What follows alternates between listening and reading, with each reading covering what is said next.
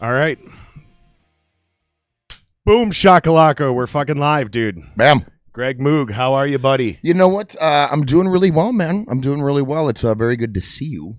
And It's good to see you too, man. Yeah, I'm happy to have the opportunity to come and shoot the shit with you here. I'm Thank excited you for you. coming. I appreciate you coming, especially so early. It's important for me, man. And I appreciate it, dude. It shows our deep long-term connection. We're not necessarily best friends by any means, but we've known each other for fucking many years. You know, what, 15, 20 years or so at this point. Before we get into anything, for the people that don't know, just quick explain who you are and what you do. So my name is Greg Moog. I am the vocalist, frontman. At this point, developed into kind of the brains behind the band Black Flood Diesel. We've been playing shows in the Twin Cities since 99, on a little bit of a hiatus from that project, but that's how we know each other. Haven't played, with that particular entity in the last 3 years, but there's some other stuff going on. So we've been kind of talking last couple weeks. You got some news. You got something you're a little excited about, another opportunity down the Black Flood pipeline. Yeah, so it's interesting. My buddy, here's kind of the backstory behind it, is one of our old former drummers, Derek Abrams, now is the drummer for the band Ministry. Yeah, I know Derek. Yep, you know Derek. So he's been playing with Ministry for the last couple of years. And played drummer. Yeah, great drummer. Played one of my favorite drummers. Played with us for probably 5 or 6 years or so. And another good friend of mine, Ian. In fact, he was your drummer when we shared a space together in Northeast when I was in the Tyrants. Yeah. Yep. That sounds about right. Me, you guys, and fucking Death Row at first. Yep. Exactly. He was with us then for sure. So then another buddy of mine, Ian Severson, guitarist for the band Twin Cities band Ginger Jake. Okay, so he's been in a bunch of bands too. Been in a bunch of bands. Played with the band. I don't know if you remember Future Leaders of the World. Mm-hmm. Played with them. That's what I was thinking of. Yep, Future Leaders of the World. So, couple super talented dudes. Ian has this project where he has probably 13, 14 tunes over the course of the last handful of years that he just has woodshedded. That his idea was to get as many different vocalists on for a full album, kind of like that band Apocalyptica. Sure, and there's a million of us that have tried to do this collaboration album idea in Minneapolis over the last 20 years, and not one person has ever actually pulled it off. Right. It could be tricky to do. So Ian, got a hold of me. He might actually have the equity to do it, though. Yeah, well, here's the thing. He's a very good business guy, I guess, is where he and I really kind of see eye to eye. Well, as a songwriter too, he's extremely talented. But he's been around the block, and Ginger Jake, he ran that band. He, more or less was responsible for, even though it wasn't his project, for handling a lot of Future Leaders of the World stuff too. Yeah. He's just very, very smart, and so is Derek business wise, right? Talented guys know what they're doing business wise. Makes it a lot easier, than if you're the only one handling all of that, or if you have, for lack of a better way to put it, you got guys that you get along with, that you care about, and they're great musicians, but they maybe aren't the best at handling things in a smooth way business wise, right? Me. It's just kidding. You've always been good. Yeah, you've always been good, man. I have my moments where I got pissed off, blew up, embarrassed myself, but I know what you mean though. Yeah. And a lot of guys, I have my moments where I fuck up, but a lot of guys are just permanently not good at those situations. That's kind of what you're saying, right? Correct, right? And that's fine, and a lot of them, know it and don't want to handle the business. And to be fair, I don't like handling a lot of the business. It fucking sucks. Well, not everybody should be in on it. It's right away too many cooks in the kitchen. It's there's certain people you want focused on that. Sorry, go ahead. No, you're good. You're good. I just lost this ash. So basically, Ian approached me last year about getting on a track, right? Went in, recorded to a couple different studios around here, ended up doing the final vocal tracks on one of his songs. Can I ask where you did the recording? Yeah, it was with, I don't know the name of his studio, but it was Wally Joseph from Skyline. Oh, yeah. Is it Pacific Underground, or at least that's what it used to be called, or Third Coast or something like that? Or it's actually, the building is not too far from here, where he records his studio is in the same spot. I just can't remember the name of it. Sorry, Wally. Yeah, and I should probably know that too. But anyways, we went over, recorded with him. He's also on a couple of tracks of Ian's, right? Derek played drums on all of them down in New Orleans with Ian, and we got this track that we did last year. Super happy with how it came out, right? He got ill right, had some complications from a back surgery, to where he developed like a pretty serious infection and has been dealing with that for the last handful of months. Now he's okay now. Ian. Yeah, Ian. Yeah, down in New Orleans. Damn. Right before all this COVID shit started happening, he was dealing with that, and then he's obviously been dealing with it through what we've all been dealing with together, right? So the progress on getting it mixed, getting everything done, kind of hit a little bit of a roadblock because of health reasons. But resurfacing now in the last couple of months is he had some interest from, and this is the exciting part about it, is Sterling Winfield, who was the head engineer, right, mixer on a couple Pantera, at least two, right, Far Beyond Driven, which is my favorite Pantera, and I want to say Southern Trendkill, he was on, right, and then kind of parlayed that into Pantera is a huge metal band for anybody that doesn't know. Right. Massive, like one of the biggest, Metallica level. I mean, like, right. It's them, Metallica, and two other bands that if you don't know who Pantera is, you don't know who any of the other ones are either. Yeah, exactly. then probably what I'm saying really won't make much of a difference to you anyways. But those that do know, yep, find this compelling. Right, sure. So, Sterling Winfield, he worked with Pantera, right? And then, kind of, I don't want to say parlayed it, but he ended up he's produced and engineered and mixed all of Hell Yeah's catalog, which obviously was Vinnie Paul's band, right? I want to say Chad Gray from Mudvayne, one of the dudes from Nothing Face, yep, was in that band. So, supergroup band, been around for a while. He's produced that entire catalog. He's worked on some King Diamond, a bunch of other stuff. He's been around. And if anyone that listens to Pantera or even some Hell Yeah or whatever, there's a certain sound that they have that is very tight, yep, right?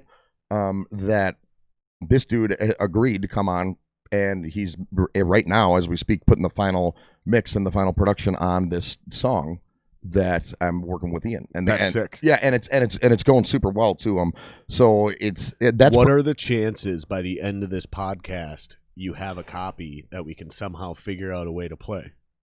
It's slim to none. It's possible. It's possible. It's possible. The greed. Right. No, I got you. I feel you. No, I'm just fucking with you. No. It's possible. There's a couple different versions, but yeah, I want to make sure that we got the final thing. What would be cool though is if after you can send me a link. Yep. And then I'll throw the link wherever you guys have that. I'll throw the link in the description of this video. Yep. And then people can listen to it if they want. Perfect. That's perfect. So once I have all of that or whatever, I'll fire it over to you. But that in itself right there, I mean, I haven't played music before, starting to work on this stuff. There's been a couple little projects that I messed around in the studio, but I haven't been on stage in 3 years. Having the opportunity to have a guy like Sterling Winfield with that type of experience and that type of credibility and that type of ear, right? I mean, this is a guy that has mixed fucking Phil Anselmo's vocals. Mm-hmm. Okay. He's produced Vinnie Paul's drums. Yep. Okay. Right now, as we speak, he is working on my shit. It's wild, dude. It's which a is cool fucking feeling. Crazy. And it feels great, doesn't it? It feels because great. It's one of those weird things I always talked about with my friends about, like, it's a humbling experience when you start getting around real pros. Right. Now, don't get me wrong, we're pros. But then even us in the successes we've had, whether small or large and everywhere in between, there's still a difference, at least we perceive there to be a difference between like guys like us, and I always bring up like a James Hetfield. Right. So it's a cool feeling when you start dancing in those circles. And this isn't your first dance. You fucked around with the Mushroom Head Boys a while back. Yep. I mean, you've really run the gamut, dude. Well, it's, a lot of it, you remember how things were around here with me, and I'm very proud of in my involvement with it, because there were so many good bands back in the early 2000s, right? A lot of what you'll kind of learn on the fly when you're playing shows. I probably played 20-25 shows with the Head Charge guys when they're on the come up, and then after they had already broken and they're one of the bigger bands that's ever come out of here for our style of music, right? Yep. And probably the biggest for heavy music, for something where it's not pop. Yep. It's not Bob Dylan, it's not Prince. Yep. It's hard rock, yep, metal, whatever. It's yep. Yeah, and they did a lot for us. Yeah, for sure. And so we were all really, really good friends at a point in time way back in the day, and we've all gone through a lot of stuff together, I guess. Those guys will always have a very special spot in my heart. And I guess kind of circling back to like bringing them up to begin with is because when you're around guys that are that good and they're on the come up, right? It's not just, you're dealing with American Head Charge and wanting to make sure that you impress them, which you do, right? And you want to make sure that you're doing them proud, right? By believing in you. You also run into people along the way that you're not playing shows with, like Corey Taylor, right? Paul Gray, like from Slipknot when he was alive. When we were playing in Des Moines, we would stay over at his house, and you kind of meet people, by osmosis. Yeah. Which then, conditions you into being like, okay, wait a minute, it is a much different fucking game when you're dealing with people who actually can make this a career. They do make it a career. Right. And they don't tolerate fuck around at that level. Like they quickly can dissect you and figure out if you're worth fucking with. Right. The best analogy I ever heard from an industry professional, and I heard this at 14 when I started my very first band, and like I was writing these songs, but it was 2 years before I actually recorded that album. He was a friend of a family member, and I was hanging out with him, and he goes, "Here's the deal. If you're gonna do this, you're talking about a band. You're talking about 4, 5, 6. In Slipknot's case, 9 guys, industry professionals that are going to invest in your band and give you that backing so you actually have the ability to make a move in this industry." Like what you just mentioned, like these guys can really truly make it a business, and like you can quit your job and do this for real. Yep. They're looking for what he referred to as holes in your bucket. Can your bucket hold water? And that's what they're an expert at. Is your band a sponge or a bucket or a fucking colander, right? Exactly. Like you want to be a bucket, and there's too many musicians out there. Most of us are colanders. Right. We're not even to the sponge level where we hold a little bit of water. As long as we're not squeezed under pressure, we can still hold on to most of what we got. They're looking for buckets. So like you kind of said, to bring it back to what you said, when you're jumping in and you start flirting with the people in that circle, I don't know about you, but when I first got to that level, I started feeling imposter syndrome.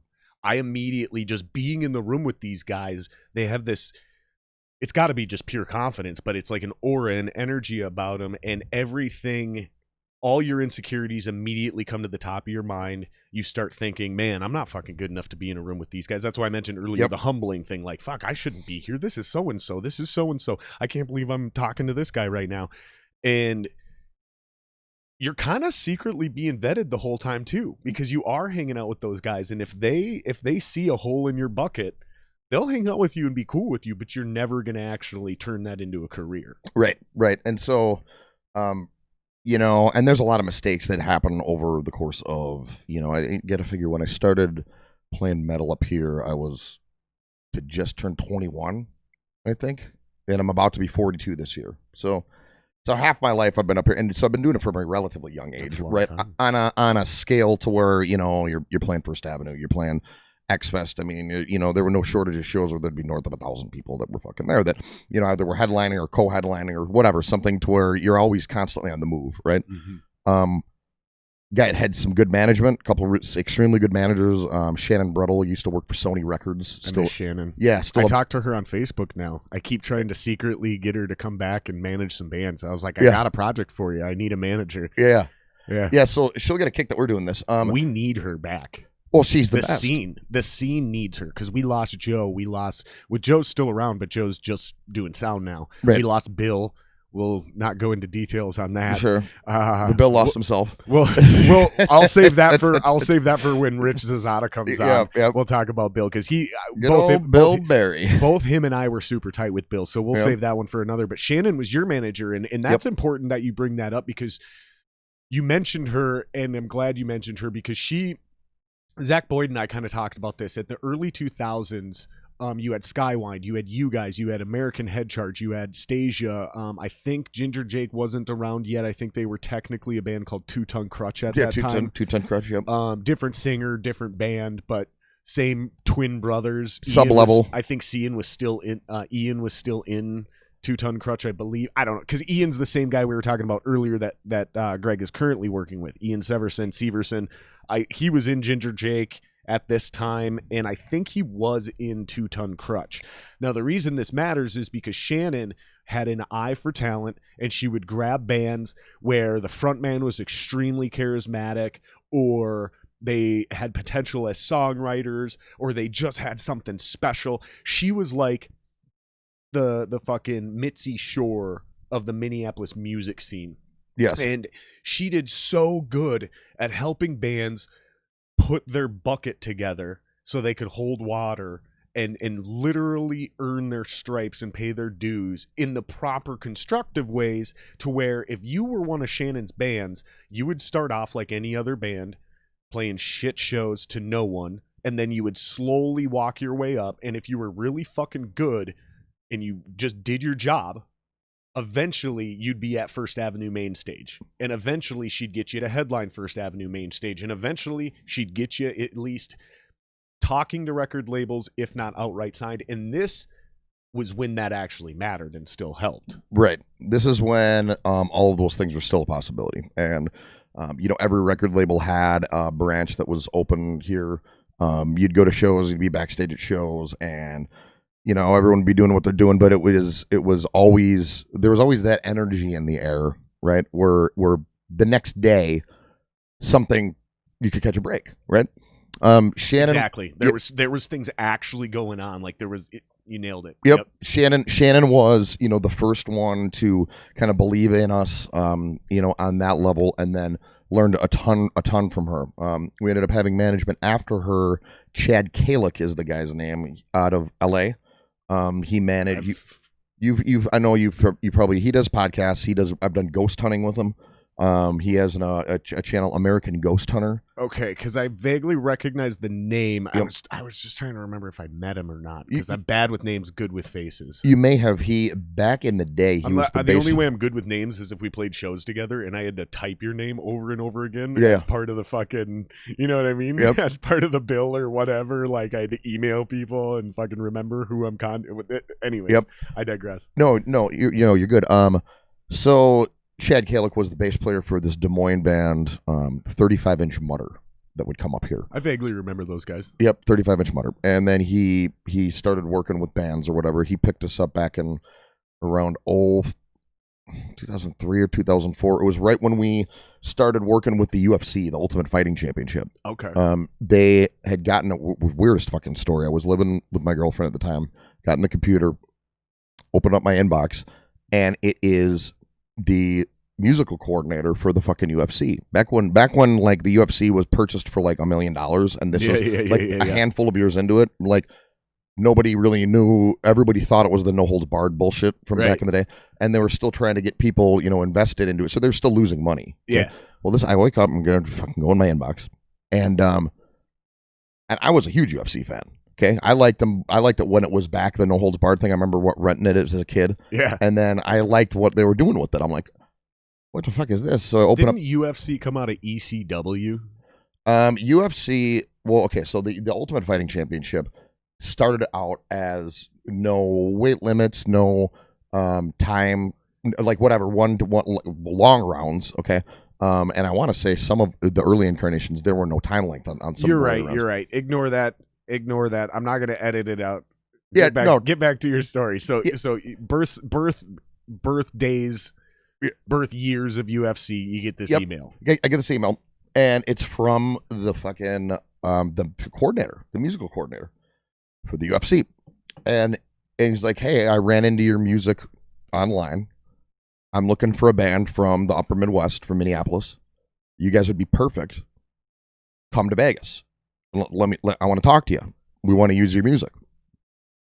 Oh, fucking hell. Do you know how they found you? Is it through Shannon? No. It was just they found it. They had heard of us. He knew about the Head Charge guys. They had heard of us, and he had this idea where he was going to integrate his own bands that he found. Okay, I'm glad you said that, and that's why I asked that question, because I wanted to say earlier, like, when you were mentioning, like, you could wake up the next day and you still had a shot to, like, make it or whatever. This is literally a time period in the music industry, and technically this still exists now, but the probability is like, oh my God, 1 in a billion. Used to be 1 in a million, but you could be playing a show anywhere in Minneapolis and be discovered by literally anyone. Prince, Will Smith.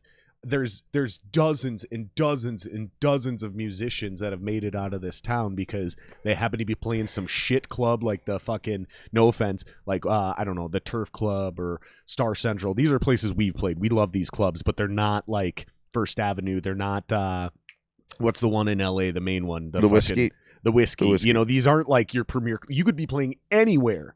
And fucking Lars Ulrich from Metallica comes in because they played a show earlier that night and they want to go to a dive bar that no one goes to. They see your band, they actually like it, and all of a sudden you're signed to Lars Ulrich's record label, and it literally happened overnight. This shit actually still happened back then because our town had so much credibility as a music industry, right, not just a scene, and a lot of that is in large part to Shannon Brettle specifically. Totally. She was there from the jump.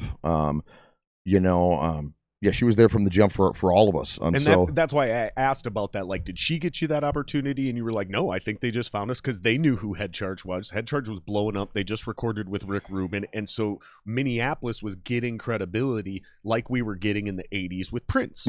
Yep. So that's the point. They had just found the music somehow online somehow. And liked it. They'd heard it. They'd heard it somehow, right? And had known who our band was or whatever. So I'm like, you gotta be fucking kidding me! Like, this is fucking crazy, right? And this is pre-YouTube, pre-Twitter, pre-Instagram. Like, I think we had Facebook. Yeah, this was. I mean, not even Facebook. MySpace. I think that's probably where you heard it on. Was MySpace. Yep, because you could put the tracks up there, whatever. And that's why people went to MySpace originally, was to find new music. Yep. It was the easiest way to find bands that weren't signed, that weren't famous. Just like fucking Billie Eilish just got a handful of years ago. What was it? SoundCloud? Some shit like that? Right. This was what was happening back then on this other weird, obscure site. But it still happened. And again, that's why I said it still happens today. Just happened way more often back in the day. Right. Especially if you were here, I'm saying. Yep, for sure. So we fly to Vegas, me and Benji Hellberg, the guy that started the band with me, right, who ended up leaving to go play for Head Charge. I remember Benji. Yep, after Brian. Bass player, right? Guitar player. Long dreads? No, that's Carrie. Oh, Carrie Hansen, yep. Sorry, Benji. Yep. Sorry, buddy. So me and Benji go to Vegas and go for ringside for one of the UFC, and they're using our music. They're using it for, like, the fighters are still using like our music for their walkout.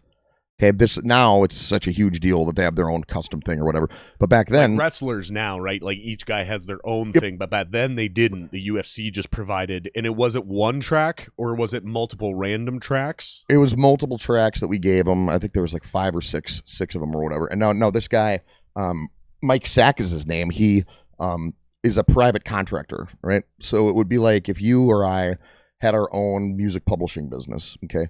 We write music, okay? We bring in artists, produce them, but he was contracted by the UFC to coordinate all of like the AV, the fucking everything.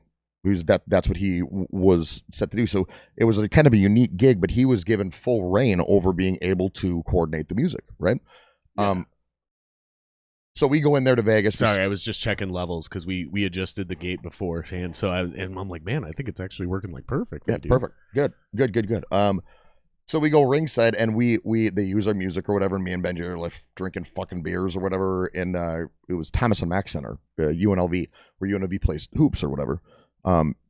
And we're just like, fuck yeah, this is the fucking coolest thing ever, you know? We're cheersing this dude's walking out to the cage. The fucking the song Fountain of Youth is being played. In the Thomas and Mack Center. It's like fucking 10,000 people there. Was Open Wide? These are the titles of his songs. Yep. Was Open Wide also in that? Because that's for some reason the one I remember. Or was Open Wide on a video game or a movie? Lost Cause. Lost Cause was one of the ones that was in the UFC, and another song called Northern Cold. They're kind of, I don't know if you'd know my title, but Open Wide was not one of them. I swear, Open Wide, because that was a big song of your guys. I know that made it as a single on 93X and shit. Yep. But I swear, what am I thinking? Because Open Wide was something like that specific track made it somewhere, didn't it? That's a good question. I don't think so. I don't. Is it possible I'm making this up, or I have a better memory than you of your own band's history? Well, I'd say it's a I'd say it's a coin flip on that one, brother. You know, it's a coin flip. I don't have much of a recollection of what happened fucking yesterday. Well, if any of the listeners or viewers are paying attention to this, either call me an idiot in the comments, or find the link to what the fuck I'm talking about, because I swear to God, Open Wide was also part of that. One of the Mushroom Head guys, Waylon Rivas, was on the re-recorded take of Open Maybe Wide. that's what it was. So maybe that's as simple as it was. Yeah, the reason that that they didn't use Open Wide for the UFC stuff is because we weren't happy with. It was like one of the first recordings we did. It was the first recording. Oh, you we didn't did. like the mix or whatever? Just didn't like the performance. Could have been better. We're like, okay, no, these are better performances, right? Because we're just getting better as a band. And then bam. So they used a handful of tunes, right? We are ringside for the first Liddell Couture fight. No Chuck shit. Liddell, Randy Couture. Yep. I just watched that fight a couple weeks ago. The first one. I just found the original. So I'm ringside there. Dude, in that fight. That's what I'm getting at, is I just found that the whole fight. Yep. Unedited on YouTube. The whole the first Chuck Liddell Randy Couture fight. I just watched it. Yep. I'm gonna go back and rewatch it because I'm gonna see if I can find you fucking ringside. Yeah, That totally. is fucking wild. No, totally. It's wild. So and like I got like the long dreads or whatever, and I'm right. I remember exactly where I was. I'm like second row back. You know. I don't ever remember you having dreads. Oh yeah. No, I remember. I never remember this. I remember you having the cowboy hat and shit, and you'd like wear the long coat. Yeah, I had You could find some of the pictures. Look how unprofessional. Ringer on and everything. You can find some pictures where in fact I just found an old St. Paul Pioneer Press article that they did on us, and I had long dreads past my shoulders, dyed black. You know, I don't remember this. This must have been before we met. This yes, this was back. I think I cut them in like 03 or 04. I had them for 4 years, 4 or 5 years. Keep talking, keep telling your story. I got to grab another beer. Do you want one? No, I'm good. So yeah, that I didn't even know where I was going with that. Sitting ringside. Yep, sitting ringside for the UFC, and it was another one of those moments where you were like, you turned to the right, and Steve Richards, who's since long since passed away, and his brother Gary. Yeah, Steve Richards. Who's Steve? He's the guy that found corn. Oh, he's the one that discovered corn. Yep. Yeah, Steve Richards. He was Ross Robinson did the first Biscuit and did the first Slipknot album. See, dude, I think I know so much about the history of music, and I'm so fucking off. Well, that's right there, though. I mean, it's right there, and there's so much going on. I'm in the area. Yeah, no, it is. It's right there. I made it into the zip code. Yeah, you're right there. You are right there for sure. Oh, that's funny. So. Okay, so you're sitting there next to Steve Richards and his brother Gary Richards, who they were the ones who ran No Name Management. So they managed Slipknot, Motigrator, which is Ivan from Five Finger Death Punch's old band, Motigrator. Don't even get me started on Five Finger. I won't get you started on them, but don't even get me started on Five Finger, bro. Yep. The band Mudvayne. Yeah. It was managed by him. Back full circle. Yep. The band No One from Chicago, who are still buddies of mine. Whatever. They managed all these fucking bands. Sure. All these bands, and it was just huge. I mean, they had, I don't want to say the market corner, but they had a lot of the new metal shit. Like that's the dude you go to. I mean, you can get anything done. Back then, you could get anything done. Died in the strange way to where he was always in a cell phone, and he had like some odd degenerative like brain condition. Okay, now keep in mind this is back when not everybody had cell phones, right? But it's also when you had to hold them to your ear. Correct. Yep. you had to hold them to your ear. If you did have one, it was permanently attached to your head, essentially. Right. Exactly. And it would get like 140 degrees if you were on it long enough. That shit would get so hot. Yep. It would hurt your ear or your face. I remember those days being in high school talking to a girl. Yep. On those Would they give you all the time for free? It was like the Nokia candy bar phone. Yeah. That had like the snake game. Yep. And if you wanted to, in text message, it just come out. Yep. But you had to if you wanted to type like you had to press 2 once, Yep. and then find N and press that button twice or whatever it was, or 3 times, and then go up to D and Yep. fucking, dude, it was, oh my God. I remember when they came up with predictive text. Yep. And it was like, you just type like 269 and whatever word it thinks you're trying to type will pop up first. Yep. Oh man. Yep. So This was, dude, we're old. no, we are old, man. We're fucking getting there, bro. We're old. It's but so yeah, that was another one of those. It all kind of comes full circle, right? But it was just a fun time to be, it was a fun time to be playing fucking music, man. It's So what came out of that? So you're sitting there UFC, so Yep. because that's kind of where we were going with this, is like just like how these things start, and then if you can, to bring it back to, and I don't even remember if you remember where you originally started, but we were talking about how guys just don't handle the business opportunities that come up well, or Right. they don't handle themselves in those pressure scenarios. So when you're sitting UFC, because this is what I really want to know. My listeners ask me, I shouldn't say my listeners, friends of mine who aren't musicians ask me all kinds of wild questions. Right. And I'll try to ask some of those questions because I've answered them, and I know not all musicians think alike, but here's what I'm thinking. All right. We're sitting ringside UFC. Yep. We hear the fighters coming out to our songs Yep. all night, random songs, but still our songs. Yep. We're one of the main pieces of music being played. Yep. Whether you know it or not, because I'm assuming not every member of your band knew all these UFC fighters, you're watching Randy Couture and Yep. Chuck Liddell. Yep.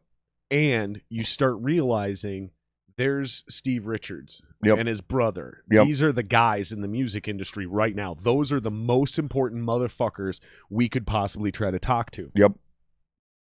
What are you thinking as this is going on? Because I'm Oh, just such- gonna tell you what I'm thinking real quick. Yeah. 10 seconds. I can't concentrate on the fight. I Right. can't appreciate the fact that my music is being played right now. Right. I'm doing 2 things and 2 things only. I'm soaking the whole moment in, realizing I'm doing something really special right now, and this may never happen again. This could Right. be all of it. This could be my entire career. Yep. This could be the peak. This could be my 15 minutes of fame. So enjoy it while it's here. But then the other 50% of me is going, how do I seize this opportunity? Right. What's the next step? How do I talk to those guys? How can I build a relationship? Where can we take this opportunity forward? Right. What Yep. are you thinking in that scenario, though? Because I'm almost panicking when I'm trying to explain that. I'm Yeah. not in a comfortable, cocky, I'm kicking ass king of the world scenario. I'm going, holy fuck.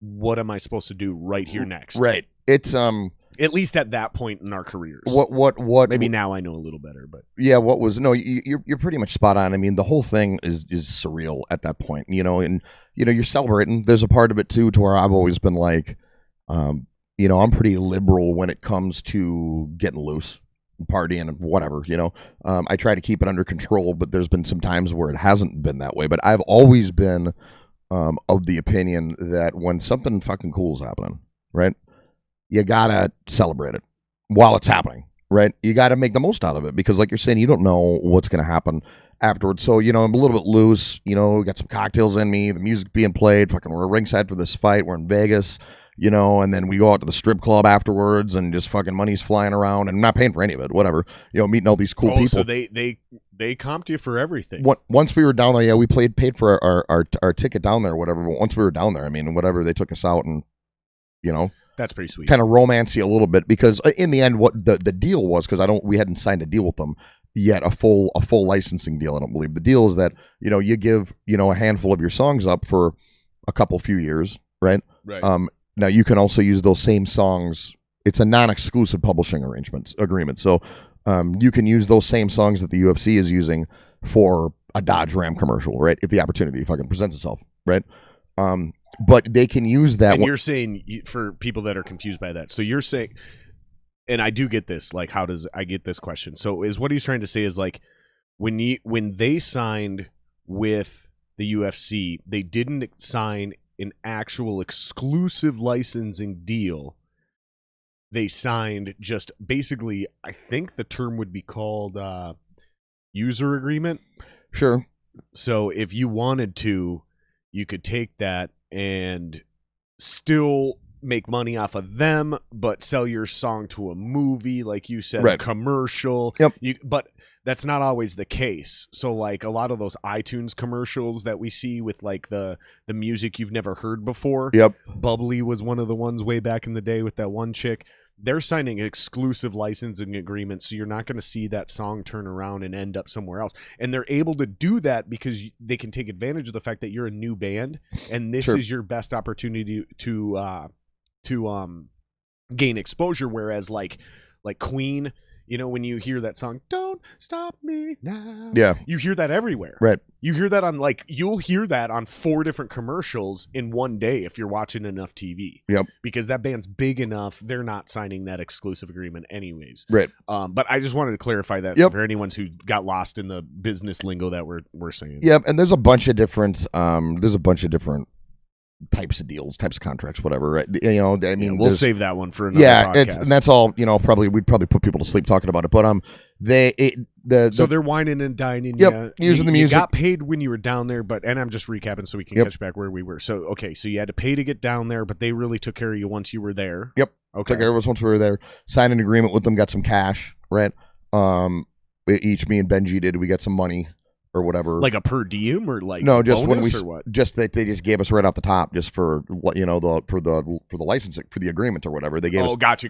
They just gave us whatever you'd call it, signing bonus, whatever whatever you I want to call it. misunderstood. Yep, Yeah, I yep, get totally. you, though. So and then Did you guys get any residuals off that? yeah, so did you get money each play? yeah, so the way that it works is that we were on. They featured our music on like the first 6 or 7 seasons of their show, The Ultimate Fighter, right, where the guys go in the house. They live in the house together. Yeah. And the guy who comes out at the end gets a contract or whatever, right? Yep. I remember Mike Sack being like, "You watch." He goes, "We got this show called The Ultimate Fighter. It's going to be on Spike TV." I was leaving Lifetime Fitness, right? It would back when it was Northwest Athletic Club, I think. Sure. Anyways, I was leaving there, and he's like, "You do." Well, I'm on the phone with him. He's like, "You watch. It's going to be fucking huge." And then sure as shit, the finale for that first season was that Forrest Griffin Stephen Bonner fight, like that legendary fight that I remember watching it in my living room and being like, "Holy fuck, what is going on here? Like, this fight is fucking crazy. This is one of the best fights I've ever seen." I'm like, people are going to actually start paying attention to the sport, like, completely. And that's exactly what happened. It fucking caught on like wildfire after that fight. So now this is like the 2004 to 2008 I'm run, trying right? to think when that season of the Ultimate Not that it Fighter actually was. matters, but It was 03 or 04. there was a lot of us catching on to the UFC at that time and going, man, this is the future of pro fighting. Like boxing, we started saying boxing's dead. Yep. Because UFC was so insane. Yep. Boxing seemed boring. Like, what do you mean you can only use your fists? Right. Like, that ain't a real fight. Right. And it's and you got this new sport that's in a cage, you know? It's like, shit, okay. Yeah, you ain't going nowhere. There's no rope that'll bounce you back. You hit that fucking that fence, you're done. Yep. You're in a cage, you know? You're in a cage, and so all that stuff, the way that worked is when your song got played, because they'd use it for the walkouts for their fights on the show The Ultimate Fighter, that they fight to, like, advance or whatever, right? And they would use our music for the walkouts for the fighters. Well, every time that episode gets played, right, through publishing, your publishing company, I'm registered through ASCAP, but through your publishing company, you get, a fractional credit, you get some money, right, for it. Now, if it's being played, that episode's being played on a marathon, like on some channels do, and it's being played multiple times a fucking week, right? Then you extrapolate that over to globally, right? So you get publishing every time that your show it shows up on TV. Okay. Right. Then obviously only for those episodes, because after season 6, that's when our licensing deal ended with them, and we didn't renew it. There wasn't enough. They were too big at that point in time to where they had other plans for the music, right? Sure. But initially, this guy's idea was, I'm going to find 3 or 4 bands. I only ask this question because sometimes they'll fuck a lower level artist. Yep. And you'll get like $2,500. Mm-hmm. That's why I asked. That's the only reason I asked you For to sure. clarify that. So, and I mean, don't get me wrong either. With $2,500 to a lot of bands would be like, I'll sell you a song for $2,500.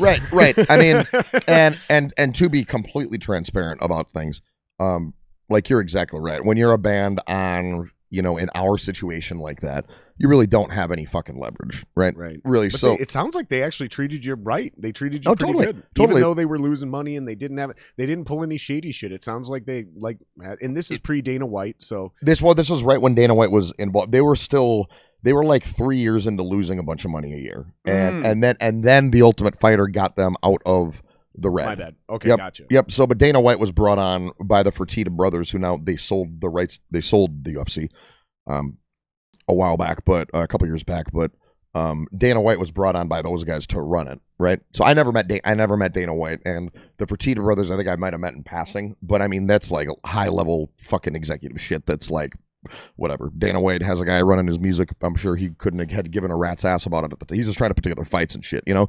Right. So, but either way, what they did did this perfectly, right? Because I mean, we got so much exposure from that. It's ridiculous. We had a CD release show at First Avenue for it was Ultimate Beatdowns, the UFC Ultimate Beatdown disc, and we had one of our tracks on with Slayer and Hatebreed and Sepultura, you know, a grip of bands that were on it. So they did everything possible, you know, to kind of give us a little bit of a boost under the circumstances. And it's a guy that I still, you know, I haven't talked to him in a handful of years, but I always kept a good relationship with him. And yeah. That's dude, that's a hell of a story, man. Yeah. Like, so all of these it's a things hell become of a- intertwined, right? When you're meeting people, kind of going back to like the whole, you know, all of a sudden you find yourself at Chad Gray's house from Slipknot when you're playing a show in Des Moines. That's exactly what I was going to say. Is like we always talk about how it's a small world, and like local musicians are like, man, it's crazy how like incestual this network is, and it's like, no, dude, that's the whole music Right. industry. It's really not that big. Yeah, it's not that big, especially if you're good. Like you're gonna know people, like you're gonna meet people, you're gonna find people, and those relationships get built, and you'll stick with them for sometimes 20, 30, 40 years. I mean, I've got some of my best friends I met either on the road or just at a random show. Yep. And it's weird too, the way musicians build relationships, because we're a busy type of human, meaning we don't have the normal ability or even time or luxury of like building a normal relationship. So we have this weird thing where we meet somebody backstage or on tour or wherever, and like we have this uncanny ability to quickly figure out if we have a connection with that person. We're not talking about like, is this a good person I want to be friends with? We're like, this is somebody who I connect with, and then we exchange information. We talk that night, hang out, and it's like, man, I'm going to talk to that guy all the time. We don't talk to each other for 3 to 6 months because we're fucking busy. Right. And I'm not just talking, well, yeah, he's touring or he's playing a show or whatever. It's like, no, dude, when we're not playing a show, like, especially when you're really trying to push it, you're fucking calling the merch guy and making sure that the new t-shirt order's on time. You're making sure whether it's either flyers or your fucking website or the fuck, I forgot what I was trying. You're the interviews you got to do, the fucking there's a billion things surrounding what you actually do, which is play an instrument and write music. Well, if you want to like be a musician, there's so many things that go into that. It's like being a professional athlete. There's a lot more to just throwing a football than throwing a football. I mean, you're talking your diet, your footwork, your mechanics, your fucking, you know what I mean? Your mental prep, understanding it's like chess, you know, how many moves can a person make out of this spot? And understanding and dissecting all of those things. It's an obscure analogy, but it still fits, because even when you're a touring musician, you're dieting, you're exercising, you're fucking, when you're quote unquote partying and you're hanging out with large groups of people, really is what we're doing is we're still working. We're networking. Maybe you're doing a meet and greet and people are like, oh, you're just partying, hanging out with fans. And it's like, yeah, but they paid to be here. So I need to give them my full attention. I can't answer my phone call or text you. And it's just hilarious because you have to have gotten this one. I've done it to you. You've done it to me. We've probably done it to people more famous than us, where we text them and they don't respond for 3-4 days. Right. So we just hit them with a little ...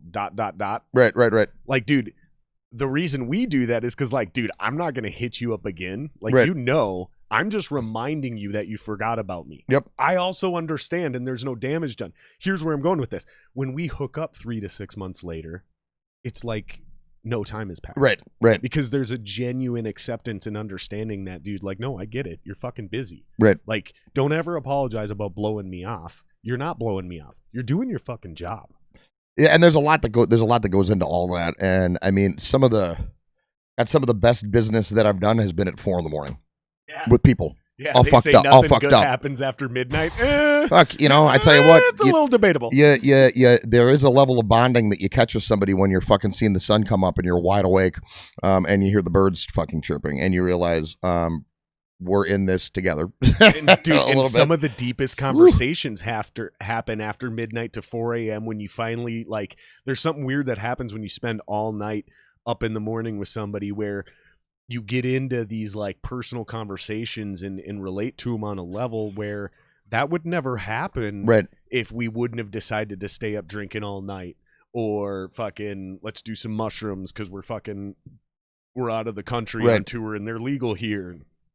Whatever the case may be, it's just we build these relationships, and it's really interesting to me that we don't need that what would you call it, that constant reinforcement. Right.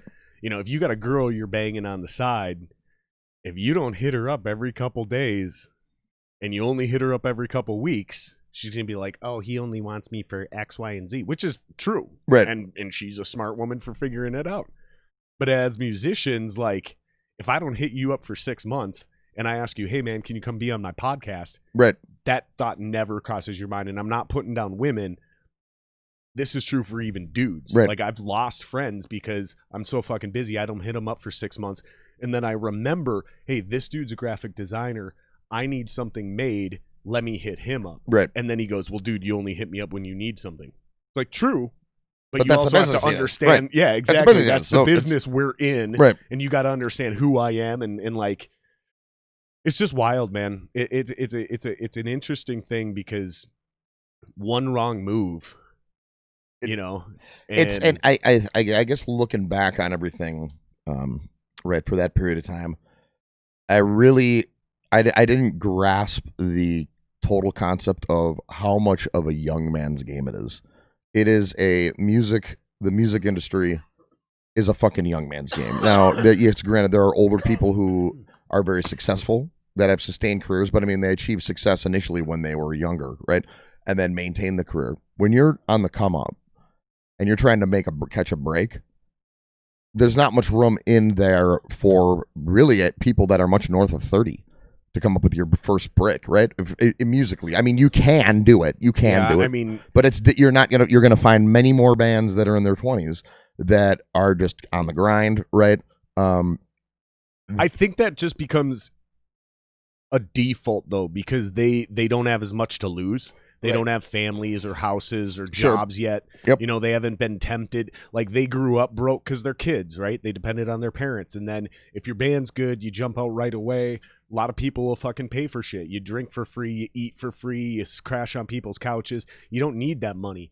But when one of your bands breaks up and all of a sudden you got no money coming in, this is if you didn't set your business right up, right? So like if your bucket didn't hold any water and your band breaks up, now you're fucked. Right. So you go get a real job. It's a shitty job and you don't make any fucking money, but then you work your way up because it takes you a while before your next band gets established. Why? Because you as a personal musician also didn't have your bucket put together.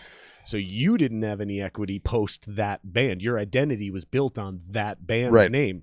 Yep. And the reason I'm mentioning this and going through this long spiel is because then all of a sudden that shitty job turns into a good job. Right. And then they meet a girl, and then they have a kid, and then they buy a house. And then the next band they're in, they're 32. Right. They still look good. They're just as good, if not better, of a musician than they've ever been. And this band can actually make it because the bucket is solid, right? But they're not willing to take the leap because there's too much to risk to lose. Sure.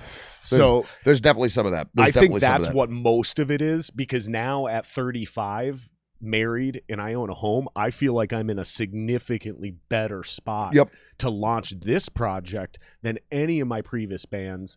And it's because I understand much better now than I ever did. Yep.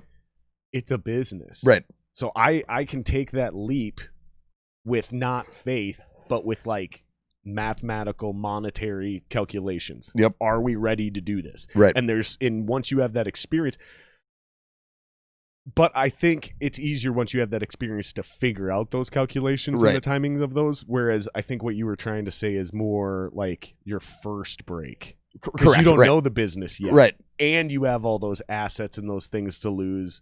I mean, I don't know. There's different people. Fucking 50 Cent. He had a daughter and he decided to get serious about music. How many people do we know they have kids and they're like, I don't have time for this shit. Right. Totally. So all of those things, factor into it, for sure. Looking back on it, I guess if you always know more, hindsight's always 20/20, right? But looking, hopefully, right, exactly. Or you just continue to walk. If it's not head first into the wall, right? So I don't even know where I was going with that. Yeah, just the appreciation of the moment that's going on. As time has gone by, everything runs its cycle. That is where we actually started. That was what was your mindset? Like, what were you thinking? What were you going through during that moment? I don't know if we clarified that. If we did, I apologize to the listeners. So yeah, what are you thinking when you're sitting ringside at UFC? Right. And what's going through your head? Honestly, because at that point in time, the music industry was collapsing, right? File sharing had been around. People had figured out that they shouldn't be paying fucking $20 a disc, right? For one or two good tunes and a bunch of filler, right? Mm-hmm. That they've been getting hosed for fucking years and justified stealing music because of it, right? More or less. The interesting thing about that one, that I do, if we're talking conspiracy theories or going down rabbit holes or whatever, here's one for you. And not many people, I haven't met many people who, I don't want to say they understand what I'm saying, but they're like, oh, I never thought about it that way. It's a crime, right, to steal people's intellectual property, right? Yeah. It's a punishable crime, right? And it's something that the government could regulate. Okay. Absolutely. Yep. However, in the curious case of the collapse of the music industry, the government made the decision to not regulate anything and just let it run rampant, right? Yep. And let the private market figure itself out. Now here's what I think. Okay. Over the course of time, there's been a handful of musicians who have died strange deaths, right? Sure. John Lennon, a lot of, people die of overdoses. They all die young. Some of that is because they're addicts, right? There's also strange circumstances that surround, Bob Marley's death, right? Tupac comes to mind. Tupac, exactly. I believe that the government realized we don't have to fucking kill these people anymore. We just have to starve them. And that will then there's so many talented musicians. There have to be, at this point in time, hundreds of thousands in this country alone that bailed, that had the talent, had it been regulated, and had the money source continue to come in. I believe that the government, at some level, made the decision to not enforce penalties on the private citizens. So, because the people, you know how many people I've gotten into arguments with, fans I've gotten in arguments with about why it's not cool to be fucking just taking my music for free. This is back in the day.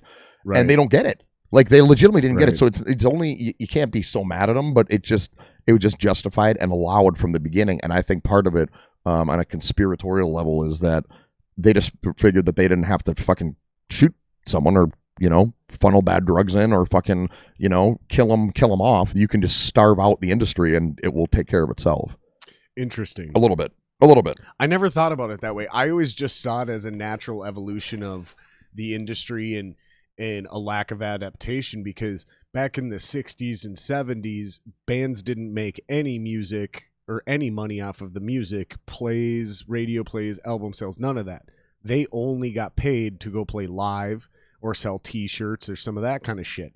And then it went the other way, right? Like, you really, for a long time, and I would say, and maybe I'm wrong on my timeline, but I would say somewhere between the 90s and the 2000s, you actually made more money off of album sales than you did off concerts. Right.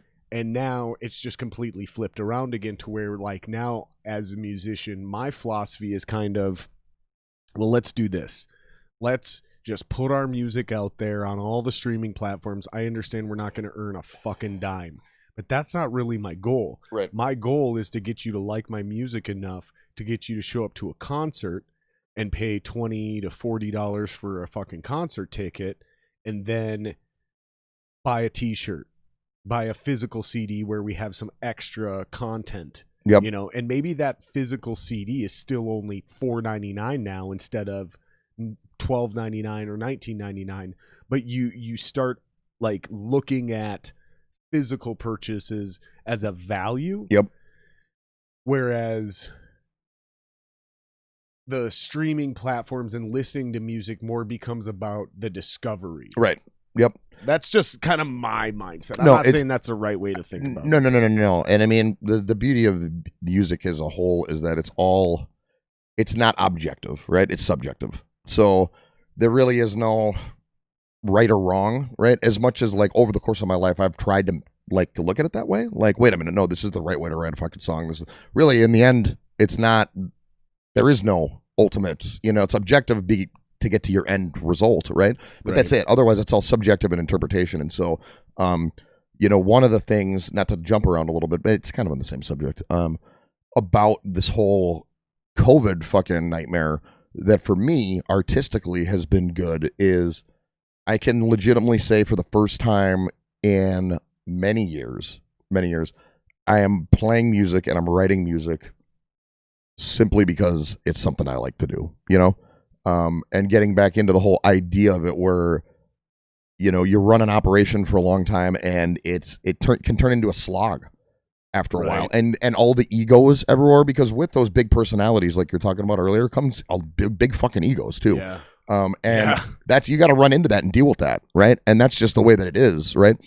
A lot of that can rub off on, did have to rub off on in a bad way. Right. You get into this whole, like, it almost turns into a pissing match. Right. To it, and at a certain point, when you got a bunch of people who are good at what they do in the same, with there's a limited seats at the table, right? It can turn into a pissing match, and it can turn fucking, I don't want to say ugly, but it can be very competitive in an unhealthy way, right? Yeah. For something that should be an art form, right? And a lot of that comes from the outside. People have like really shitty support systems, right? So they've got a girlfriend they don't know isn't exactly great for them, right? Maybe they have a fucked up dad or brother or somebody who's giving them a little too much confidence. So like the bass player is hearing that, how come you weren't in that music video as much as your singer? Right. It's like, that the correct answer is because he's the fucking singer. Right. But all of a sudden, that starts becoming a thing in the band. Right. Like, how come I'm always left out, man? I'm fucking sick of this. Blah, blah, blah, blah. You know what? And then one of two things happens.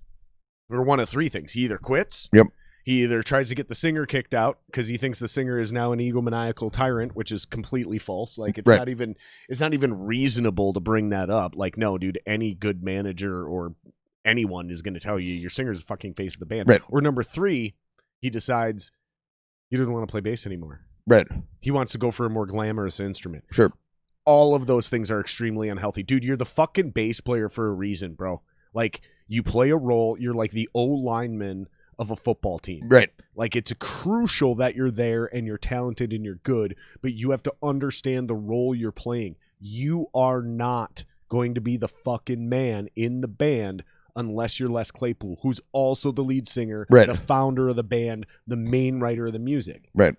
Drummers, rhythm guitar players, they all do this shit, dude. Well, they all pull this shit. Now and then there are now to be which I'm all of those things, by the way. I'm a drummer, I'm a rhythm guitar player, but the difference is I understand what role I'm playing in each project. I am extremely grateful and feel very blessed to have, over the course of my life, played in projects with the level of talent of musician from here.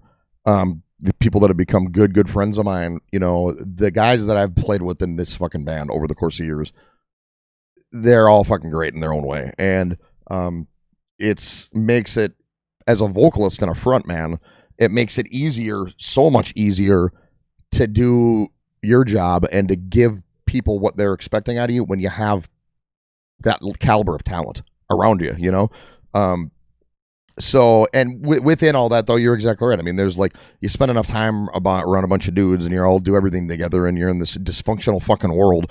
Well, yeah, it's going to fucking, sometimes a fucking egg's going to get broken, you know? Yeah. People are going to get upset with each other and you're going to argue and things are going to get fucked up. Then you throw like drugs and alcohol in the mix. Oh, what could go wrong? You know, dude, in a fucking van out in fucking Ohio, you know, what could possibly go wrong as I'm going down to North Carolina as we're all fucked up on acid. And one thing that always threw me through a loop is people weren't okay with those eggs being broken. Right. And it's like, dude, what do you think's gonna happen? Well, right. That's always been frustrating to me too. You It's know? like, dude, come on. You know, don't take, I've always kind of approached music and like that whole side of things. And it's pissed a lot of people off over the years, but I kind of get a kick out of it a little bit because I approach it a little bit like pro wrestling. It's like pro wrestling. There's got to be a good guy. There's got to be a heel. You know what I mean? There's got to be some type of action going on because you know what that does? That creates a buzz and that keeps people talking, right? And then through all of that nonsense and that bullshit and sometimes the false bravado, whatever, sometimes that's just all done intentionally. Right. And that's fine. I mean, if you do it, I think if you do that. Now, some people take things very seriously, right? And as the years have gone by, people are dramatically more sensitive now than they were 10, 15 years ago in general. So a lot of that bullshit doesn't really fly so much anymore. You know what I mean? Whereas like before, back in, you know, when I grew up in the 80s, hair metal, right? I mean, it was like a thing. That's like what you did is you did a bunch of coke and fucking there were women all over the place and the chicks liked it and whatever. And that's what the band did, right? That's what I grew up on, right? Right. That type of culture now wouldn't exist. Right. You know what I'm saying? It couldn't exist there back then. Because back then it was all, everything was all like kind of agreed upon. You know, that just was the vibe, right? And if that wasn't your deal, then you just don't hang around it a little bit. Hang around it. Now in the culture today, it like honestly, it makes me fucking sick. A lot of the shit that happens that you have people calling out fucking like, musicians from fucking 20, 30 fucking years ago, okay? On these effectively baseless accusations, right? There's no proof behind it other than you have to take the person seriously. Of course you do. And I want the best for women, for men, you know, no matter what color you are, I want the best for you, okay? Right. And I think that's the way a decent human being should be, right? And you work on it, right? Yeah, man. Sometimes things are said, you know, sarcastically, or sometimes things are done. And I don't think you can, because today's society has evolved to where we're at now. And I'm not saying it's a good thing or a bad thing, right? It just is what it is. People are communicating differently. People's emotions are being heard, right? Mm-hmm. I don't think you can say what happened 20 years ago. I don't think you can judge it by today's standards because today's standards weren't in effect then. You know what I mean? I know exactly. It's a apples to oranges type fucking thing. Yes, they're human beings behaving in a certain way, but it's not. This wasn't the lens that we were looking at it in. That nobody was, you know. I shouldn't say nobody. Very few people were looking at things the way that they do now, and that's an evolution of, you know, how we deal with each other. We ran into shit like that back then. Like, you know, Axl Rose beat the shit out of, I think, at least definitely one of his wives, if not two of his wives. And we had to like deal with that way back then. Right. And most of us, and I'm on record still to this day, Axl Rose is a piece of shit. Sure. Guns N' Roses is fucking awesome. Right. Rock and roll is better because Guns N' Roses was allowed to exist post Axl beating people. Right. We have to separate the person from the art. Right. Period. Yep. You know, I don't ever want to hear Axl Rose's opinion on anything. Right. Get in the studio, shut the fuck up. Right. I don't want to hear Tim Tebow talk about abortion. Right. Shut the fuck up. Right. Go play football. Like, that's all I want to hear. Yep. I'm separating the football player from the person. And dude, like, anybody that knows me, and they all know where I'm coming from when I say this. I do not even fucking want to be accused of being racist or not getting it. I'm a massive football fan. I actually get it. Colin Kaepernick, it's the same deal with today. Oh, you're offended because he took a knee? No, I'm not offended because he took a knee. I don't want to hear about politics. Right. When I'm trying to watch football. When I'm trying to watch a fucking football game. Especially today, and with Facebook and all these online streaming services and fucking 24-hour news cycle, like, I'm bombarded with everyone's opinions about everything, whether I want it or not. I could block people, I could unfollow people, but then I'm stuck with like 4 things I'm following. Right.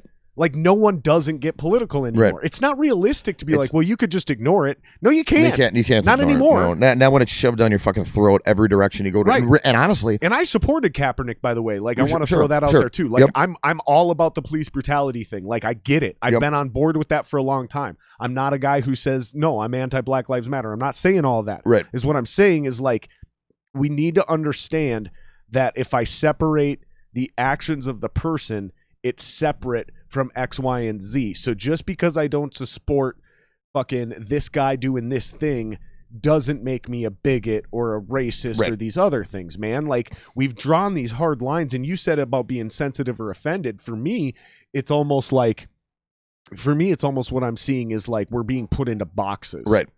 And Yep. if you don't meet the perfect virtues of this group, you're out of the box. Right.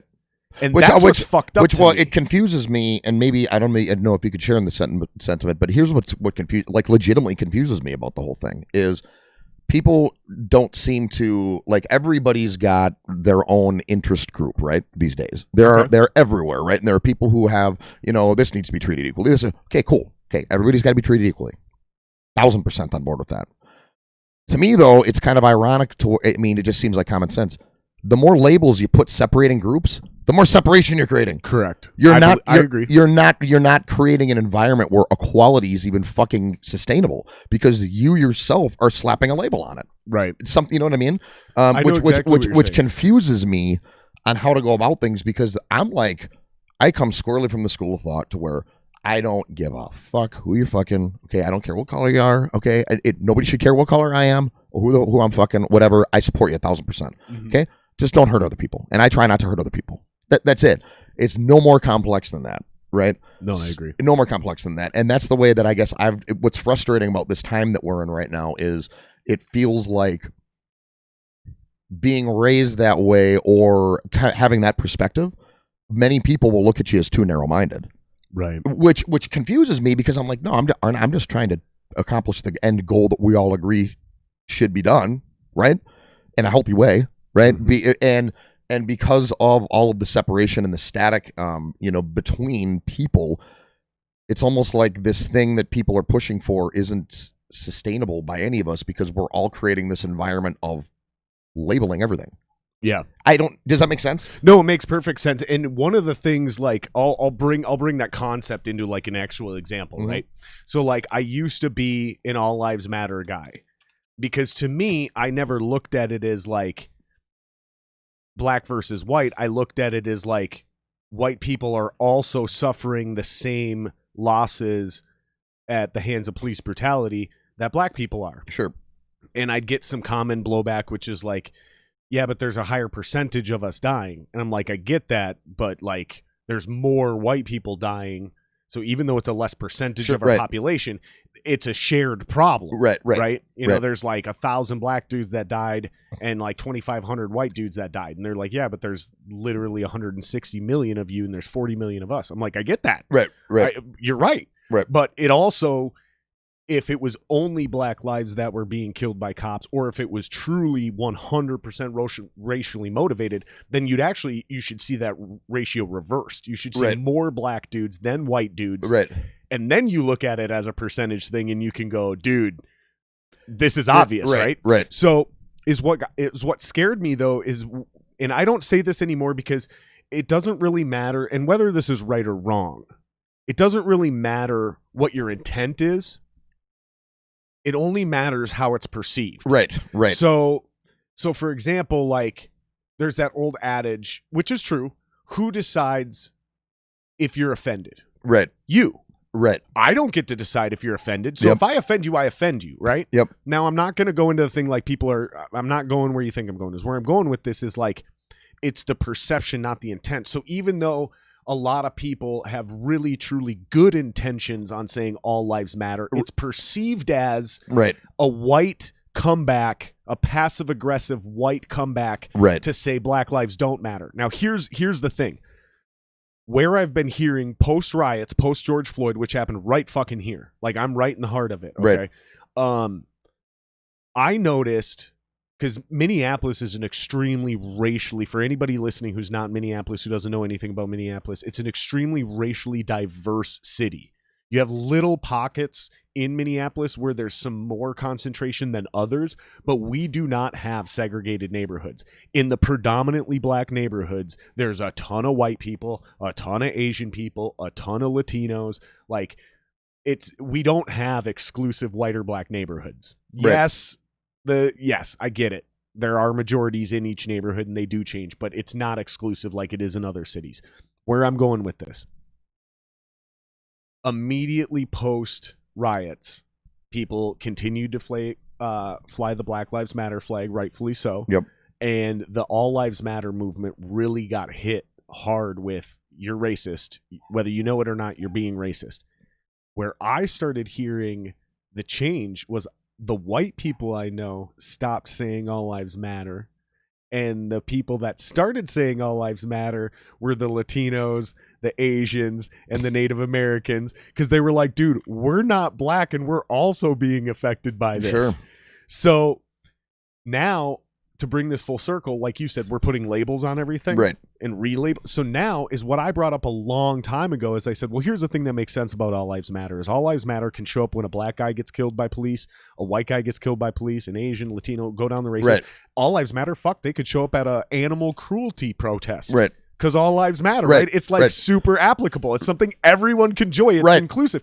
And I said, what are we going to do then? We got Black Lives Matter. What are we going to do? Create Native Lives Matter and Latino Lives Matter and Asian Lives Matter? Because all you're going to do is create those fucking groups. And then if anybody creates a White Lives Matter group, you're automatically a white supremacist. And that makes sense. Like, if somebody created a group called White Lives Matter, I'd be like, dude, fuck off.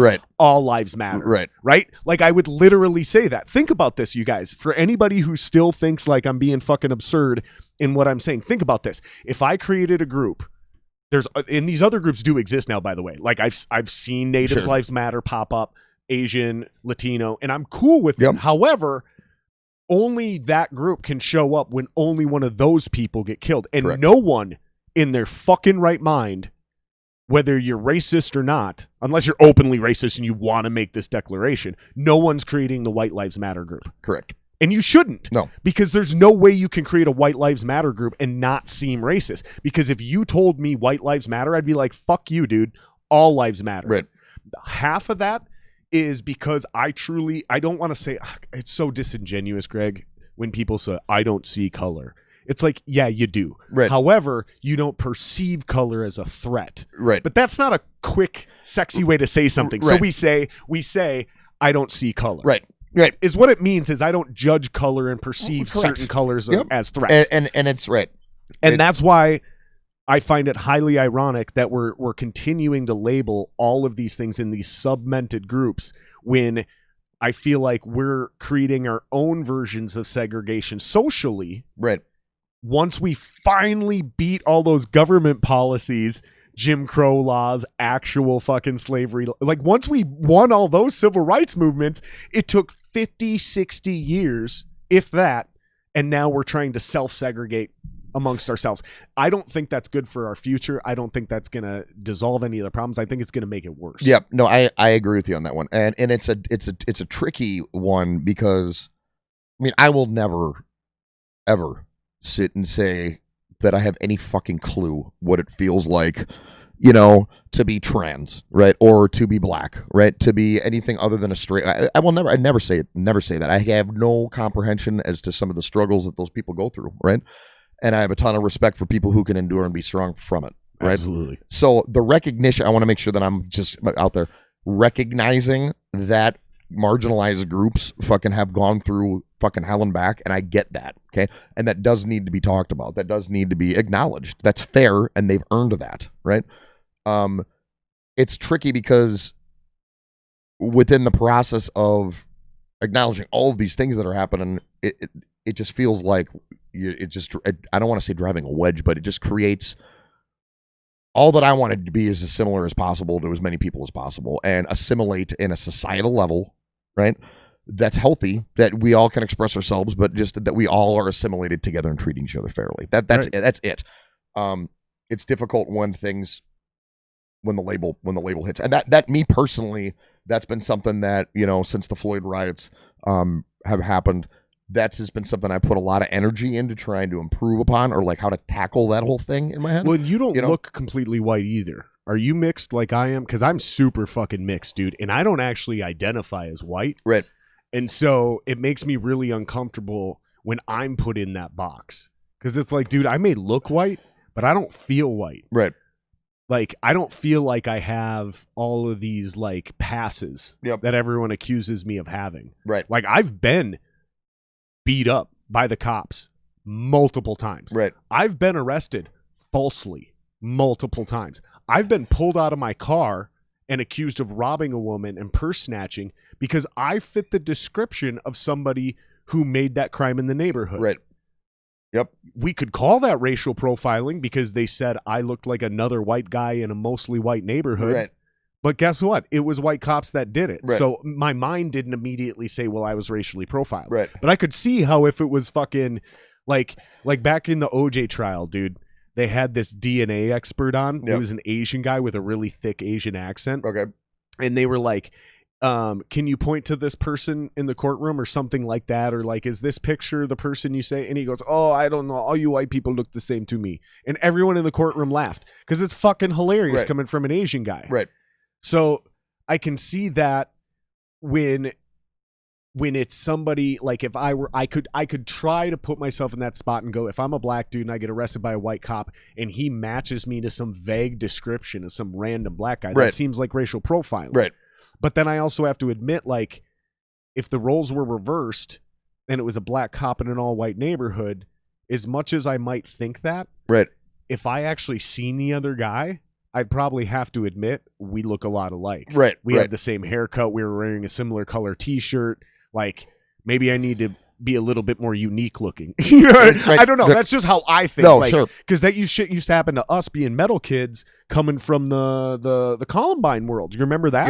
Yep. Like, this is another thing. Living in a predominantly black neighborhood, I have to have these discussions with my neighbors because they're like, you've never experienced that. I was like, yes, I did. Yep. Actually, I did, because literally there was a period of time where the in fashion for you to be cool looking, there was a small period of time where you had to wear big, baggy Jenko jeans. Okay. You had to wear a trench coat, all black, and dye your hair some wild color. Right. You had to do that. Right. And if you didn't do those things, you weren't getting any pussy. Right? Like, sure. Like, this was the suburban white kid culture. Again, I don't even feel white, never fit in, never felt I was white, never felt like these kids at least. But this is what I had to do to conform. I can't tell you how many times I would be stopped by police coming home from school, and literally 4th, 5th, 6th, 7th grade, whenever that was going on, it's all kind of a blur now. Yep. But you'd be stopped by cops and frisked Right. walking home from school. Right. Because you were dressed a certain way and you looked like a kid who just shot up a school. Right. That's a reality we lived through. Yep. And so we have been profiled. And the craziest part about this, I got a couple buddies who are in law enforcement, and I've talked to them about this. I go, as bad as this is, though, this is also how we catch serial killers and pedophiles and rapists. Right. We look at it and go, oh, based on this, and this, it's probably a white dude in his 30s, drives a van, lives with his mother, works in IT or something, whatever. Right. I'm sorry if I just literally described one of my good buddies. Like, if I just described you, I'm that was random and I apologize. But you get my point. I get your point. There's a give and a take to all of these things that we're talking about. Yep. And I think what we're really arriving to in nowadays society is an all or nothing philosophy. Right. And that's never worked. No. Never once. No, it hasn't. We're in interesting times. I got to take a pee, Yeah. but I'm going to be right there. I can still hear you. Keep talking. Okay, perfect. Go ahead. Yep. Yeah, we're in interesting times in general, right? And it's been shit, man. This goes back to probably, it was December last year. Ever since 2020 hit, and like in December, I got hit with the DUI, right? That was bad. Okay. Completely stupid, whatever, dealing with that, right? So that happens in December. In March, completely non-alcoholic, non-drug related, right? I'm driving on my way home from work, and I black out, right? And end up with like paramedics and EMTs trying to. I'd driven across lanes of traffic, down a 40-foot embankment into a fucking lake, into like a little like pond thing, and half my car was fucking submerged. Right? Didn't hit anybody, didn't get a ticket, nothing. But went to the hospital. They did a bunch of tests on me. They're like, you had a loss of consciousness at the wheel, whatever. You got to go see your neurologist. This guy will talk to you and he'll fill something out with the state. And once they review his recommendation, you can get back on the road. So that all got taken care of. But the point being is that since December of last year, it's been legitimately like, what possibly could happen next? And so all this stuff was happening before COVID, right? So then COVID hits in the middle of March, and it's just been a fucking trip. I mean, it's been a trip. I got laid off from my job. Yeah, totally. I remember us talking about this. Yeah. I remember seeing you post about this shit. Yeah. This was intense. And so when you're saying when you had the seizure, Yep. It was a seizure, right? Yep. So I'm epileptic, right? And that was December to February-ish, right? This was the end of February. Yeah. End of February. So literally right before COVID hit. Right. So for those 2 weeks or whatever, I have the doctor's thing signed off or whatever. My license was valid for another 30 days. They needed to review that shit, whatever. So I'm still driving legally, right? I got laid off from my job. Yeah. Okay. Then COVID hits, right? So, and this is before the Fed stepped in and are like, here's an extra $600 a week, whatever. Fucking keep yourself on ice. I got let go from my job like 2 or 3 days before they passed that. Mm-hmm. So I just made the decision. I'm like, you know what, man? I am not going to fight the flow of this shit. I'm going to take that $600 a week. I'm going to sit here. I'm going to let this shake out, right? And that's effectively what's been going, and kind of really take stock internally of what my role here is in life in general, contributing with other people. And that's, things have slowed, but it's been a fucking trip. I mean, it's been a fucking trip. And then, so you're being told to stay home, right? Mm-hmm. For a while there, and now it seems that they have fucking some type of grasp on the mask thing or what. I mean, I don't fucking know. Whatever. I'll wear the goddamn mask. I don't want to wear the mask. I'll wear it when I'm out in public. I'm down with wearing the mask. I just don't like the fact that they think we need a law to enforce it. Right. Exactly. Because like for listener, because I'm going to get jumped on for this. Here's the context of what's going on. Like, businesses already have the right to refuse you for service. No shirt, no shoes, no service. They can literally put no mask. Yep. Boom, done. Right. They've been able to do that for years. Okay, but they were like, no, it's not good enough because people are fighting it. Well, guess what? If they're fighting it, a law is not going to stop that. Right. Number two, now you're just giving the same police that were just fucking accused of being overreaching and racist, all that. You're giving them another law to enforce on more people. Right. It's going to have a bigger impact on poor people in poor communities who don't have access to those fucking masks. Right. Or literally, like if I didn't have the extra $600 a week, that would and now that shit's running out. Right. Like, we're going back to being on a real budget again. Right. So it's like, no, dude, we're not going out and buying all this other shit. Right. Like, we got to really think about this. But that aside, like, I'm saying we don't need the laws, because literally you see Target, I think, or was it Home Depot? Somebody Home in Depot, Walmart, maybe. One or two big corporations were like, we're not enforcing the law anymore because we've had too many violent confrontations since the law got passed. Really? Yeah. So because it's creating too much expense on their corporate liability insurance, right? Okay, sure. So it's creating this huge shitstorm, right, where it's like, dude, you don't need the law. Right. Like, leave it up to the businesses and let them figure out what the fuck they're going to do, because if they really need to call the cops, they still can. Yep. But now you're not going to put it on the burden of an individual police officer if he's driving down the street and he sees somebody walk into a store without a mask.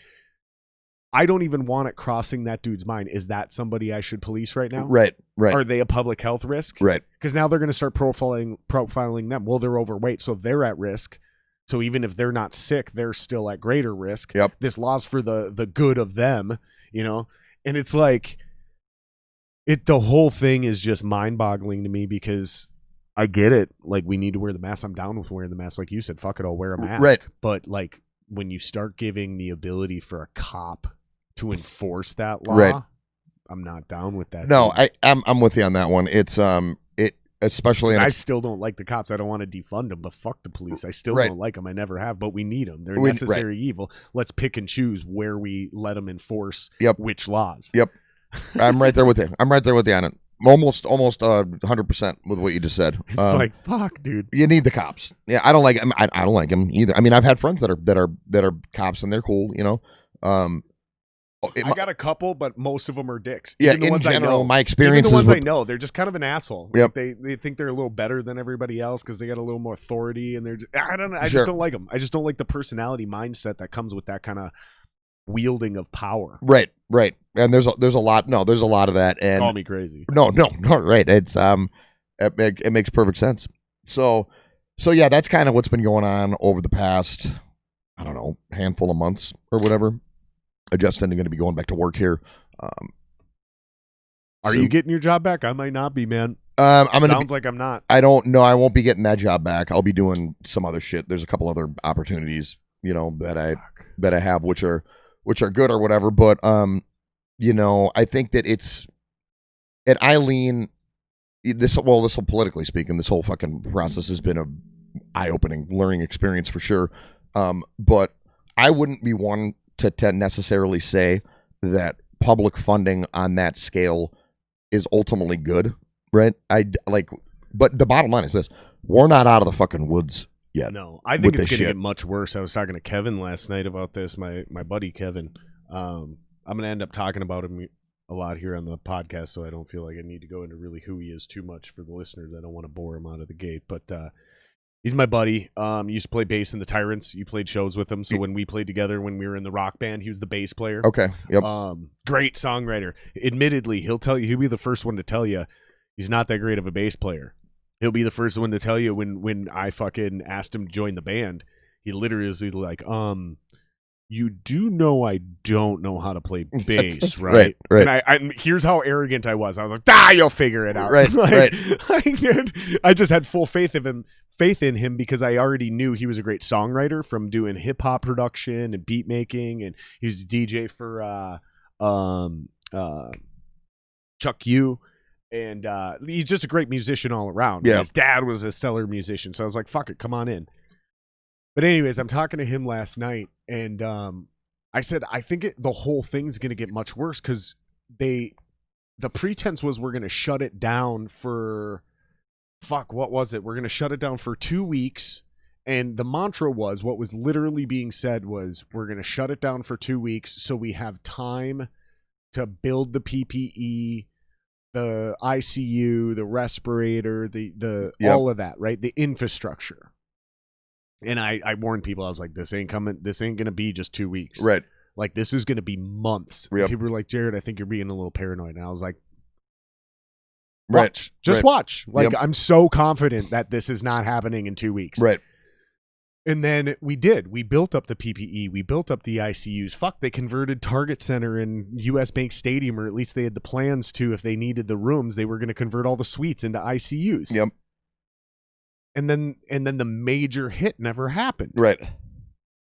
So why are we still locked down then? Because here's what concerns me is like, now all you're going to do is put more people out of business by continuing the lockdown. Yep. And guess what's coming now? Because they made everybody socially distance, they didn't allow the spread to happen as naturally as it normally would have over the summer. Right.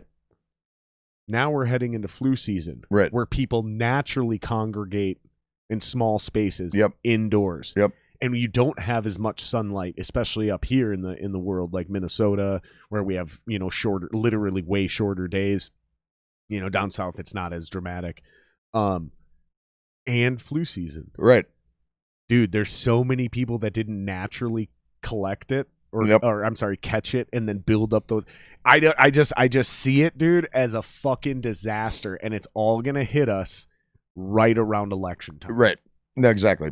It's starting to seem more and more like an attack to me from the outside, like the conspiracies of it being made in that lab in Wuhan. Yep.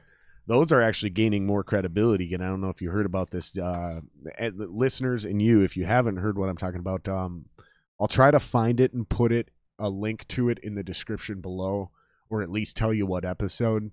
But it was the latest episode with either Brett or his brother, the Weinstein guys. Okay. On Rogan. On Rogan. Okay. One of them's a biologist, Brett Weinstein. I think that's him. And he's got a brother named Eric. So just search Rogan Weinstein and find the last version. Okay. And he's saying that the original conspiracy theory of it being made in that Wuhan lab is not as far-fetched as it was originally made. Because that's what people first thought. Right? That's the first reports we got from China before it even came to America, is that it came out of that lab. And then they were like, no, it came out of the wet market, and here's the biological trace for it. And it was like, logically, still to this day, Occam's razor, that's the simplest answer. And so it's probably true. It came out of that wet market. Okay. However, the original conspiracy theories of the way this virus is, like in its structural, and I'm not a biologist, I understand the concept of this. I'm not going to pretend I know all the details, but basically the concept is the structure of this virus and the way it works, it has too many things on it that wouldn't naturally evolve in how that virus makes it from a bat to a penguin to a fucking human. Like, it's just it's like, this one's a little too much. Whereas SARS and MERS and the other ones, there's a perfect DNA sequence that you can see how it makes sense. Right. This is a concept. I apologize if my specifics are wrong, but, and I'm not even saying I believe this. It's interesting. But you take what we're looking at right now, and it reminds me of 9/11, and some of the listeners are going to be too young to remember this, but anybody who's above 30 will remember this vividly. We got hit with 9/11, and it created so much chaos. Our government took advantage of that and fucked around and did some shady shit on the back end. It's starting to seem more and more that China released this to create a distraction across the globe. And then just like with the 2016-11, we know now, or 2016 election, not 11, Russia and China and some other foreign governments meddled in not just the election, but creating social unrest in our country. Right. So we know verifiably that they would set up like a Black Lives Matter protest across the street from a Blue Lives Matter protest on purpose. Right. They'd set up a pro-Trump rally and a pro-Hillary rally across the street on purpose.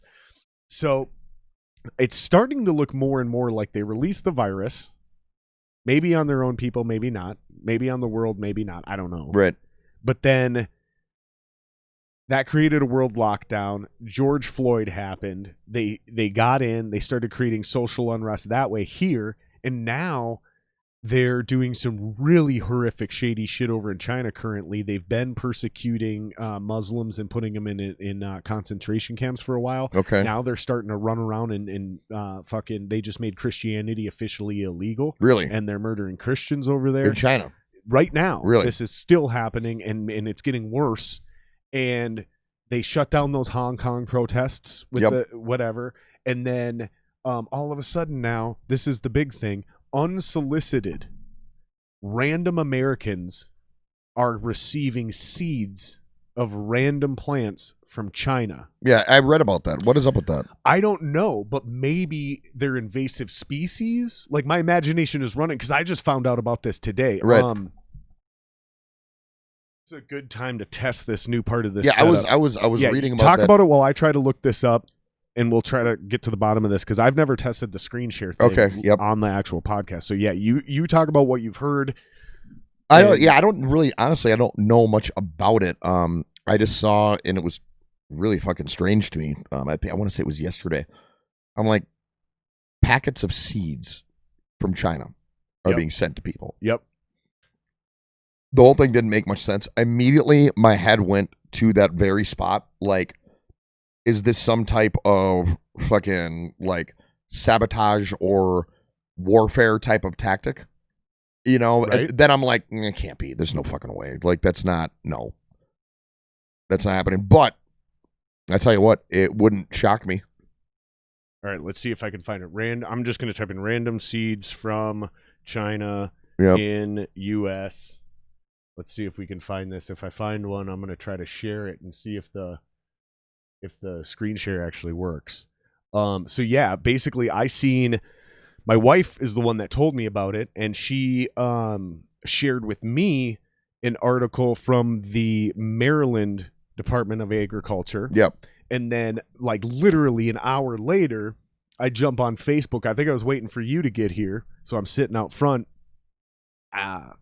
smoking and drinking a beer, and I get on my Facebook feed from Jackson. You remember Jackson from Iowa, Shatterbone Jackson, Jackson Ruse?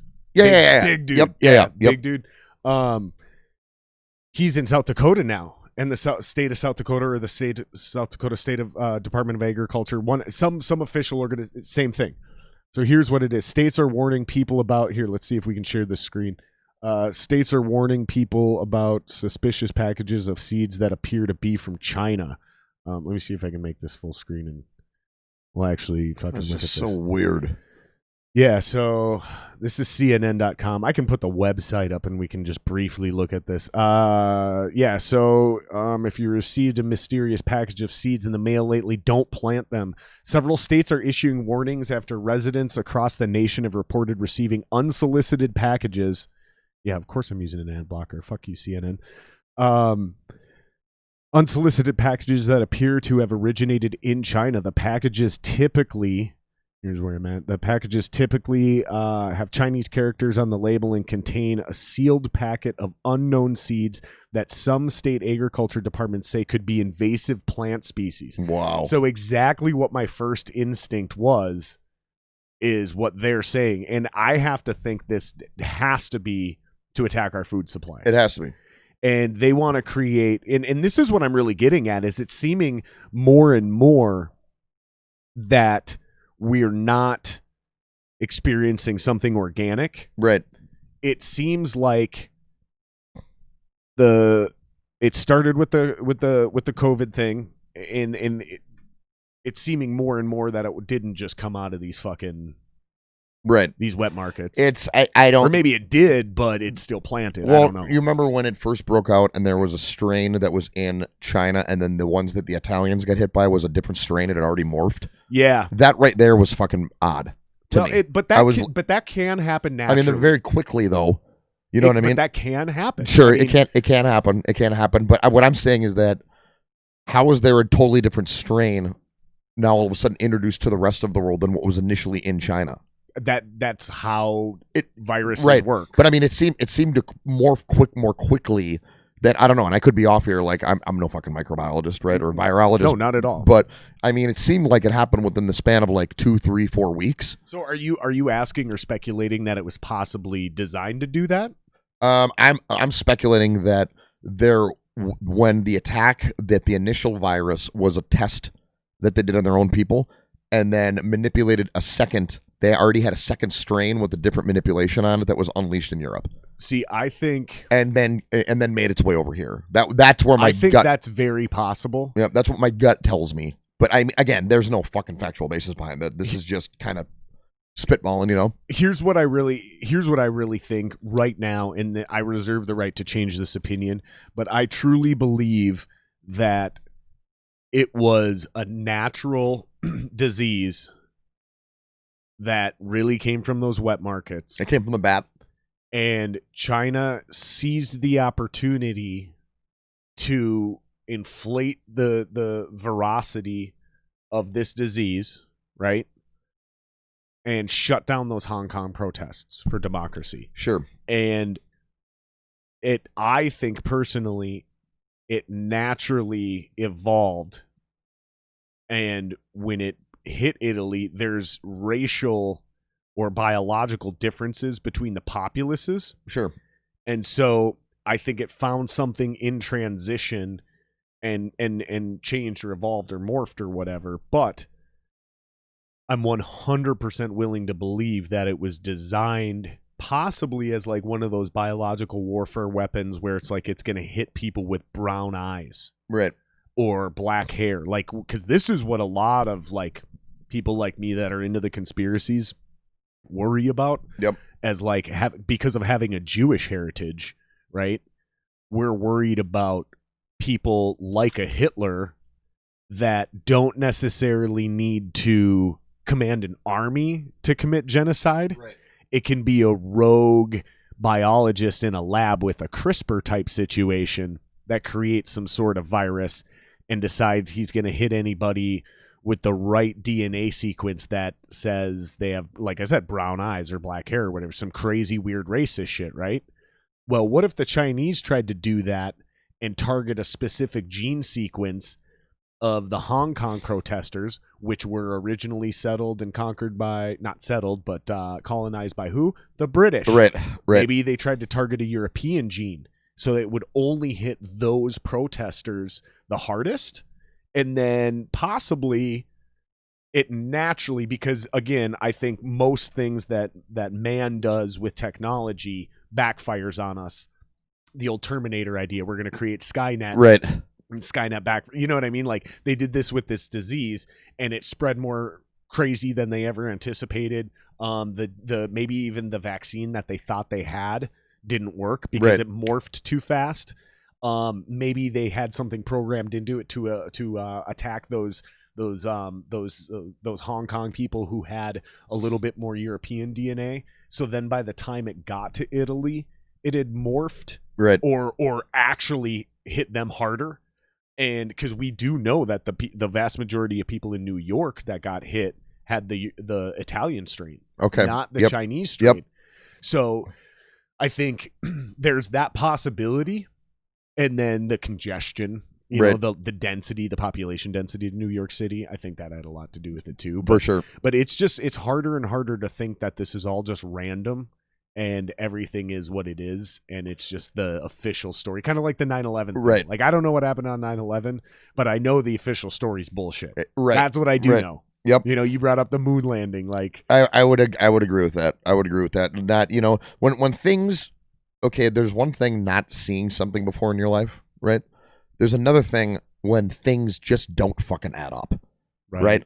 And yes, we've never experienced this before in our lives, but I do know one thing. Something about what's going on doesn't fucking add up. Right. Okay. And I don't know what that is exactly. Okay. It could be any one of the things that we've talked about. It could be some other things too, right?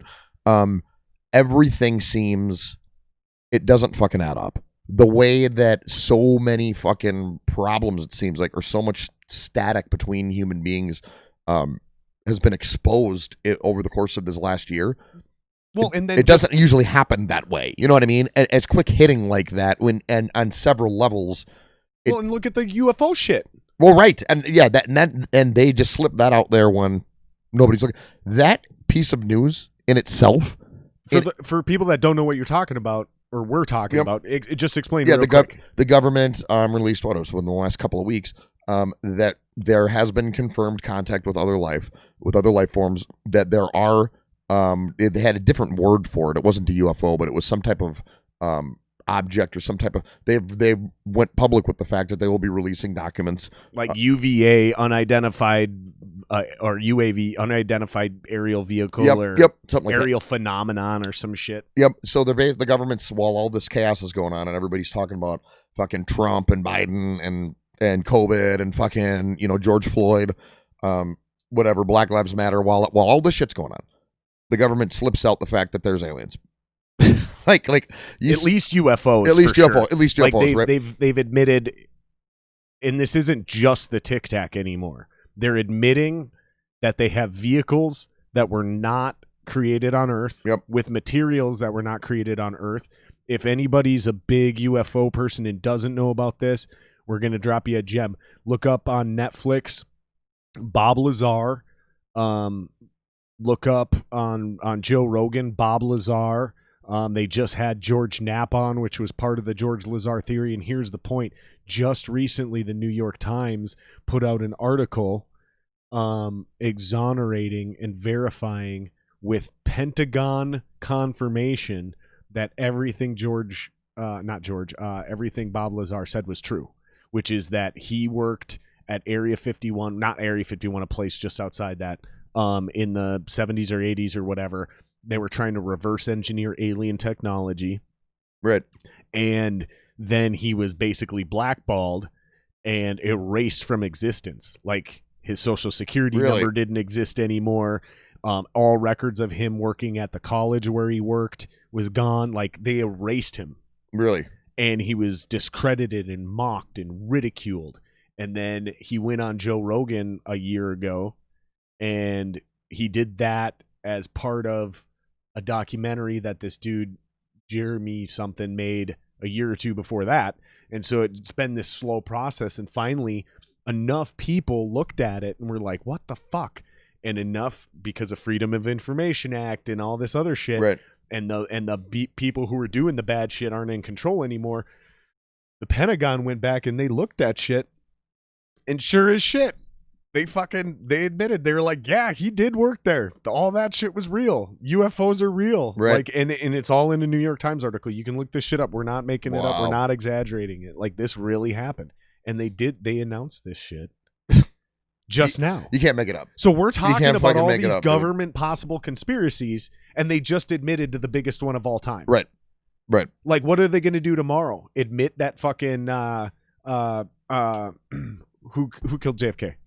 Lee Harvey Oswald? Yeah. Yeah. No, he didn't act alone. What if they admitted that tomorrow? Right. You know what I mean? Right. Like, that's the level we're at right now, is where we have no fucking idea what's going to come. It's bizarre. It's fucking bizarre. And the reason I didn't pull this up again on the computer is because first I just wanted to verify that the first one worked as a test. I don't want to keep doing that until I come back and watch this. Yep. But you guys can Google that shit. Bob Lazar, Joe Rogan, Pentagon admits UFO. Just Google whatever the fuck you want. Yeah, I'm gonna have to trust dig into me. that. Your mind's gonna be blown. Like, it's gonna fuck with you. I've long been a believer in aliens.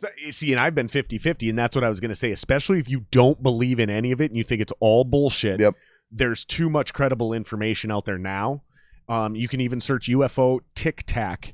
That one will fuck you up a little bit because there's several credible Army, Navy, Air Force generals, admirals, captains, all of them, pilots coming out and being like, yeah, no, that was definitely not a human made from this earth. Physicists have watched this video, like, that's not possible. Right. It doesn't. Right. Things don't work that way. It's pretty mind blowing, dude. And all this is going on right now. Now. So everything we just presented with this possible COVID conspiracy, China conspiracy, let's make it clear, just so people don't try to put us in a box, like we were talking about earlier. We're not saying it's a hoax. We're not saying you shouldn't wear masks. Right. Wear your fucking masks. Yes. We just simply said, I specifically said, I don't think we need a law to enforce that, because we already have laws that technically give every private business the right to enforce that. So that's where we draw that. And then just in context, everything we said about China and this possible conspiracy, think about what we just said. Right. The Pentagon just admitted UFOs are real. Right. So nothing is out nothing's of out of the question. Right. No, nothing's out of the question. It's all on the table now, is. bro. It is. There is no more, you're crazy. Stop calling people crazy unless they think the earth is flat. That's a little absurd. That's a line too far, because there's too much science to back that up on the other end. Right. Yeah, dude. It's just fucking. So what are we gonna do, man? Coming out of this, like, how long is this gonna last? How the fuck? When are we gonna get back to playing live music? Are we ever gonna get back to playing live music? Yeah, I think by this time next year, things will be much more under control. Right. I was listening to Bill Gates talk, and my opinions on Bill Gates. We'll save that for another time. But have you heard about the fucking "fuck you, Bill" campaign or whatever, or "you're a piece of shit" whatever? Really? There's a bunch of people who are just like, go fuck yourself, dude. Something like that online, and so like millions of people trolled all his online accounts. Yeah, and it was like, Bill Gates is a piece of shit or something like that, or he Bill fucking Gates resigned right before this happened. Some crazy shit. He stepped down from. No, I remember when it happened. It was right by the beginning of the year. He stepped down as, whatever, from his post at Microsoft in order to focus on human rights things and charity with his wife, which he started a while back, right? You know? But it just happened 2 months before, like right when this was beginning to happen, the viral outbreak. That is when he made the decision to do that. And I remember reading that and being like, "Why is fucking Bill Gates? This doesn't make any sense. He's now all of a sudden just one day going to step down as the head of Microsoft." No, he talked about doing this for years. He did talk about it for years. Yeah, Okay, he's talked about this for years. He's talked about he created the Bill and Melinda Gates Foundation years ago. Yep. And you know, when I first heard about it, it was pretty impressive, and it was like, wow, that's fucking sweet. Like Right. a billionaire who's actually gonna like give it all back. right. This is unheard of. This is some like Elon Musk giving everybody the same salary as him type, or giving himself the same salary, whatever. You know what I'm Yep. saying? Like, it's just rare. And I'm not going to say I do or do not trust him. I'm not going to say I do or do not believe he's part of some global conspiracy. I have no fucking idea. That's the reality. Right. I have no idea. All I know is that technically I am pro-vaccine, but I am nervous about new vaccines. Right. You know, when we took vaccines as a kid, there was dozens of years of vetted science that it was safe for us to take. Fuck, do you remember? Because we're about the same age. Do you remember how they'd hit you with like 9 Yep. in a circle in your arm, and then your arm went dead for a Yep. day or two? Yep. Apparently that arm going dead for a day or two thing didn't happen to everyone. Really? Yeah, it was like that was an adverse reaction to one of the vaccines they gave us. Sure. Was temporary muscle paralyzation, which is one of the reasons they gave it to us so long or so young, is because it was like, I remember somebody talking about this. They're like, that's why we give it to you at this age, because if I gave it to you at 35, your arm may not work again. Okay. Like Sure. something like that. Now, granted, Yep. I was a kid when I heard that, so I might have just kind of like exaggerated that and made that up. But there's reasons we did certain vaccines at certain ages, at certain times, in certain ways, and it just makes me nervous for this vaccine. I think personally, I would rather catch it, Right. quarantine myself for 2 weeks, and naturally develop the antibodies, Right. rather than try to go out and get a vaccine. But that's just me personally. I don't know how you feel about it, dude. Like, Yeah, I and don't I'm know. not telling anybody else how they should think about it. No, for sure. I don't know what to think about that one. I think that I'm definitely pro-vaccine. Okay. Overall. And I think That's another one. The anti-vaxxer one, like, I don't understand it. I guess I don't really understand the logic behind more bad science. You know, where somebody's coming from thinking It's that that's just a because good. we know mercury's toxic. Sure. And mercury is a base ingredient in a lot of these. Sure. So just the word mercury scared the shit out of me. I had to like go down the rabbit hole. I had to go, all right, I got to understand what's going on here. Right. And then once I did the actual research, again, I'm not a fucking biologist, but I understand the concept well enough. I'm intelligent enough Right. to read the science and go, no, this actually makes sense. Like, Right. This is 1 + 1 = 2. There's not some weird algebra here where I need years and years of experience. Like, they've done a good job of vetting the science, but that's basically what it is people see mercury and they think because 1 or 2 people are convinced their child developed autism that the vaccine did it. And it's like, here's the thing. If your kid became autistic because of a vaccine, he was going to become autistic. Sure. And all this did was sped it up. And in many ways, you could say it's positive because now you're identifying that the kid is autistic super early and can get him the help Right. and medical assistance he needs, rather as in like you don't figure it out until he's 4 or 8 or 12 or whatever. Right. Who knows? I'm not saying, and maybe it does make certain kids more autistic.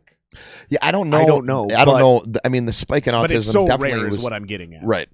And I think the spike is directly attributed to we're just getting better at identifying it. Sure. And we're expanding. This is where you hear the word spectrum. We're expanding the spectrum of what we're including under autism. So Yep. I think people, when they cite those stats, I think they're being deceived by their own perception of those stats. Sure. But that, again, this is just my personal opinion and my understanding of the science. I don't think that's a valid conspiracy. I think anti-vaxxers are a little, I think they're a little soft, and I think they're a little scared. Right. And I don't think they know enough about history and things like smallpox and measles and polio and how it wiped out entire parts of not just our country, but the world. Right. So yeah, I'll quit ranting about this. I've been talking enough. no, we're good. We're on the same page. So that whole thing, I think, kind of going back to the original question of when do you think we're going to be out of this. I mean, honestly, it wouldn't surprise me if this went into the winter of next year. Yeah, honestly. I wouldn't say you're crazy. If we're really being real about it now, do I want that to be reality? Fuck, hell no. Of course not. But do I think that it is a possibility that this stretches out into next 2 winters from now? I do. I wouldn't be surprised. I do think that, and I think that it's what I'm most, I don't want to say afraid of, but most leery of is no matter what. Like, I don't care what your political leanings are, right? Coming up in November, we're not going to be in a good spot no matter who wins. I agree. That's that. Okay? So it doesn't matter, whatever. Some people fucking hate Trump. Some people hate Joe Biden, whatever, that old bullshit. Like, I'm over all that, right? Dude, if you think the left lost their fucking mind over George Floyd and all of this kind of shit, you have any fucking idea how that... Because I think the Floyd riots, I think they were like a test run. Sure. I don't believe that they were just spontaneous and a few bad actors. I think it was highly organized. Okay. I think over the next 3 to 6 months, you're going to start seeing a lot of information come out. Okay. And if it's not, it'll just take longer. Sure. Because it's being suppressed by someone, maybe for literal police security. Sure. They're like, we can't let everyone know that they successfully did this. Right. We need to keep this information so we can go get them and stop it from happening. I don't know why they would suppress it. It could be a straight up conspiracy from the left, not because maybe they're in on it with Ant. I don't fucking know. Right. But I think you are going to start seeing that shit start coming to credibility that it was highly organized. Right. And I'm telling you right now, man, you think the fucking left lost their mind when Floyd happened and all that? I think that was just a test run. And I think if fucking Trump wins, dude, I think they're going to really lose their fucking shit. No, they're not going to be happy. And then I think if he wins, I think if he loses and he challenges the election like he's saying he's going to, there's a lot of people on the right that'll lose their fucking minds. Like the White House could potentially be stormed by a bunch of people on the right with all of those machine guns that everyone's giving them shit about not using now. Like they're like, no, dude, you lost the election. Right. You leave and you can challenge it later and we'll figure it out if Biden stole the election or whatever. But you don't get to just stay. Right. Like, this isn't fucking Russia, bro. Right. This isn't Germany. We don't do that here. Right. And I almost think it would be better to let him win. If I'm the Democrats, let him win. Let him win because he only gets 4 more years because there's constitutional law. He can't stay past 8. Yep. But there is no constitutional law for a sitting president challenging the election and postponing him leaving the office, right? Okay. I'm not sure that could be a safe move to make. It might create more... Right. You see what I'm getting at? Like, I agree. Basically, I'm just agreeing with you and elaborating on the fact that, like, come election time, we're fucked. We're fucked. We're fucked. And so that's no matter what, which I guess is kind of part of the reason that, I mean, and there's been some times I've gotten worked up on some political debates with fucking people. And it never, at the end of it, I'm always like, oh, God, why did I even just do that? Because as time has gone by, I'm kind of, I don't want to say numb to the whole thing, but really the end result is all that matters, right? It doesn't matter how you got there, okay? Yep. You want it to be done ethically, sure. But one of the reasons that I thought the Trump experiment might not be the worst thing in the world was because I'm not of the opinion that you need a decent human being in power like that. Okay. I don't think that is necessary. I think that I want somebody who's going to get the fucking dirty work done and get the job done. Okay. When the stakes are fucking high. Almost like a lawyer. Well, just somebody who's willing to roll in the mud, You don't want a softie. You don't want a virtuous person. You want somebody who's a little bit of a shark. Yep. So Trump's history, the old nice guys finish last theory. Correct. Basically. Yep. The Trump's history never bothered me so much. And I understand why a lot of people would be bothered by him and why they think he's a disgusting human being. I get all that. Okay. Well, he's a total piece of shit. He's a piece of shit, right? Like, okay. Now, what I'm saying is that never has bothered me. Okay. For whatever reason. Maybe you just understand the game. Yeah. Because, dude, Biden is no saint. No, he's no saint. If you want to talk about systemic racism, if you want to talk about police brutality, if you want to talk about all of these policies that people are swearing are 100% real, Biden wrote them. Right. He didn't just sign them. He didn't just endorse them. He's the author. Right. So let's not fucking Right. pretend that there's an alternative that isn't a piece of shit human being. Right. We're literally arguing over who's a less of a piece of shit Right. between Trump and Biden To lead the country. So that's a great spot to be in. Right? I mean, think about it like that, okay? Like when you look at it that way, all of a sudden political beliefs really don't mean much anymore. You want to know why? Because we're fucked either way. Right.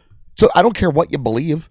You could be the hardest lefty or the hardest righty. Honestly, I don't give a shit what anybody believes. We're fucked. Right.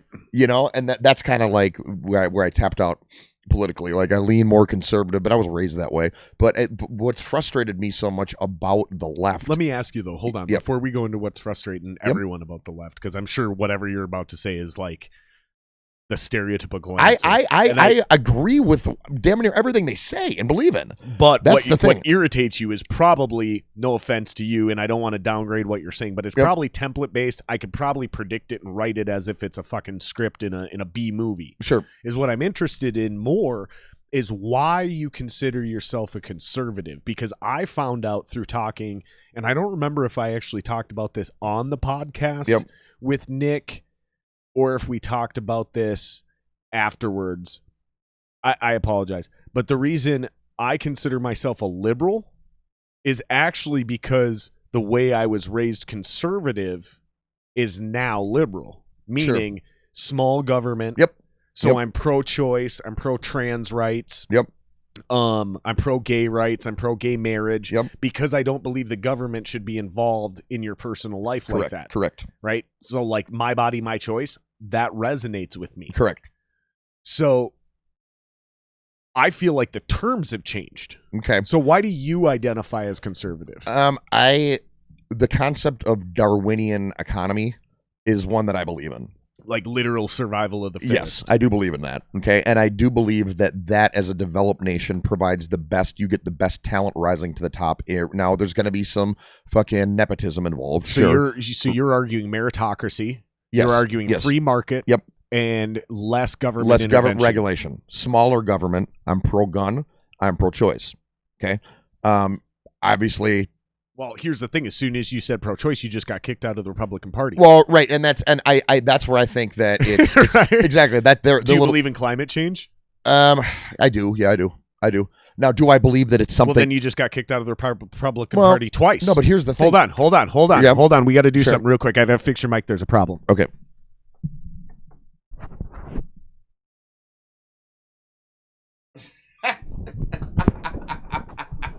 Okay. Is that better? You just got kicked out of the Republican Party twice. You're no longer allowed to have a red scunchie on your microphone. Jared, it's not the first party I've been kicked out of. And it won't fucking be the last. This is secretly an inside joke for my buddy Anthony. Yeah. Who we were joking about these stupid, silly, multicolored things. And he goes, no, you got to get one. You got to get one. So, like, when somebody says something all fucked up, like if he's a real badass dude, like a Navy SEAL, and he says something super feminine, you can be like, hold on, and then give him the pink one or whatever. Right. He's going to love that.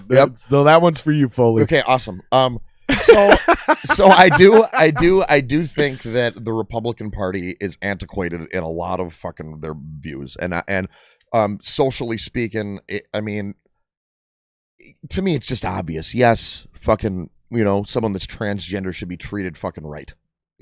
Treated equally, and they should get every right that every other person is granted to. Right, and I'll take it one step further.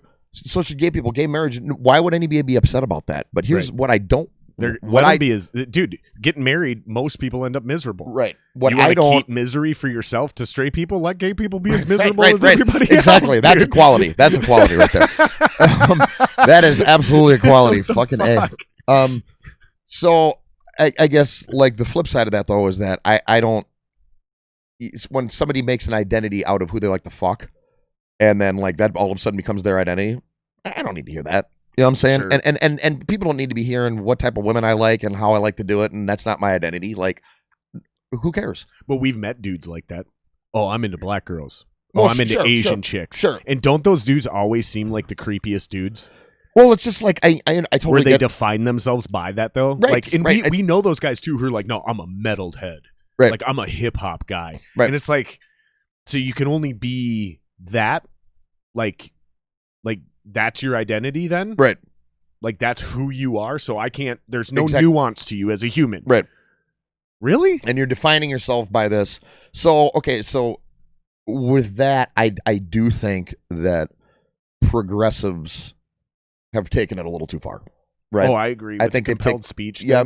Like I've tried identity to explain, politics. Yeah. I think it's a little. It's been taken too far. And I've talked to people about that as well. Like specifically on the progressives going too far thing. Like I'm pro trans rights all the way until they say if you misgender me, we need laws to protect me because you're oppressing me. That's where I draw the line because we already have the Constitution of free speech. Right. I can say whatever I want to anyone without fear of government intervention. Right. Doesn't mean I don't get to lose my job. Right. Right. But the government stays out of your fucking exactly. business. Right. So I'm not passing compelled speech laws, which are something that the progressive movement is trying to pitch, and it bothers me to a core because it's un-American. It's anti-freedom. Right. Like I understand. Here's the thing: is if somebody wants to be gendered as they, I'll give it an honest effort. Yep. And if you're one of those people who are like, fuck that, I'm not doing that. You're a man. You were born a man. I'm calling you a man. You're just a dick. Right.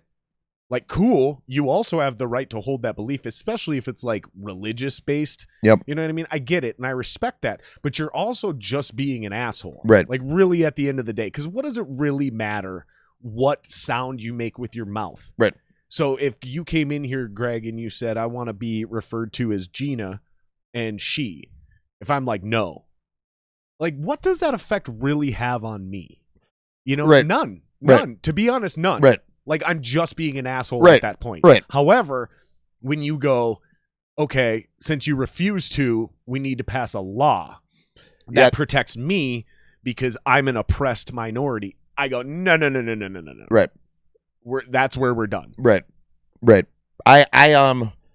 It's tricky because, you know, I am a white guy and I was raised in, you know, suburban Chicago, whatever. You know, that's a whole other thing altogether. Like, I wasn't raised in Chicago, but I tell you what, I knew at a very young age how to fucking behave and what areas to stay away from. Right.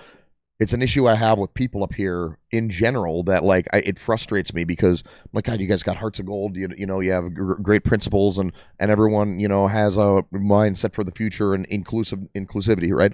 Yeah. But half of you haven't been out of the state ever. Right. You have no experience in actual fucking chaos. Yeah. You know what I mean? And when you grow up in Chicago, you learn really quickly, okay? Mm-hmm. Because otherwise you can fucking get killed. I mean, very easily, right?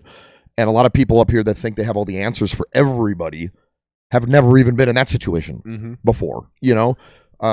It's hard for me to buy into the concept that the ideals that the Democratic Party prides itself on, that they can actually pull it off. Right. Because all that I see, when I voted for Obama, and I lost money on that fucking guy. Like, I mean, whatever, they regulated the collection industry. I voted for Obama. Yeah, I voted for Obama, and I was excited about it. And then all that I saw was my income got cut in half, like within the first year. My industry got collapsed. Yep, it got collapsed because I ended up losing my job. I don't blame him specifically, but definitely his policies did not help me financially. Nope. But I didn't blame him for that either. I mean, it wasn't like one of the first things that Trump did was get rid of. It's the Consumer Financial Protection Bureau, right? The CFPB that Obama's administration put in, right? And it was a government entity that targeted collection agencies, payment processing companies, payday loan places, right? Some shady, some not, right? But the CFPB regulated and fined. It wasn't like, okay, well, this collection agency is getting sued, right? Anybody can sue anybody. You get fined by the government. There is no court, right? You're paying the fucking fine. That's that, you know? And I saw my income get cut in half just because of the regulations and protecting people that owe money. And sure, you can't be abusive to them, but I mean, they owe the money, right? When I pick up the phone and a fucking bill collector calls me, if I'm going to pick up that phone, then I'm in for whatever they have to say to me. That's the way I look at it, right? Okay, it's the law of the fucking jungle. I didn't have to pick up that phone.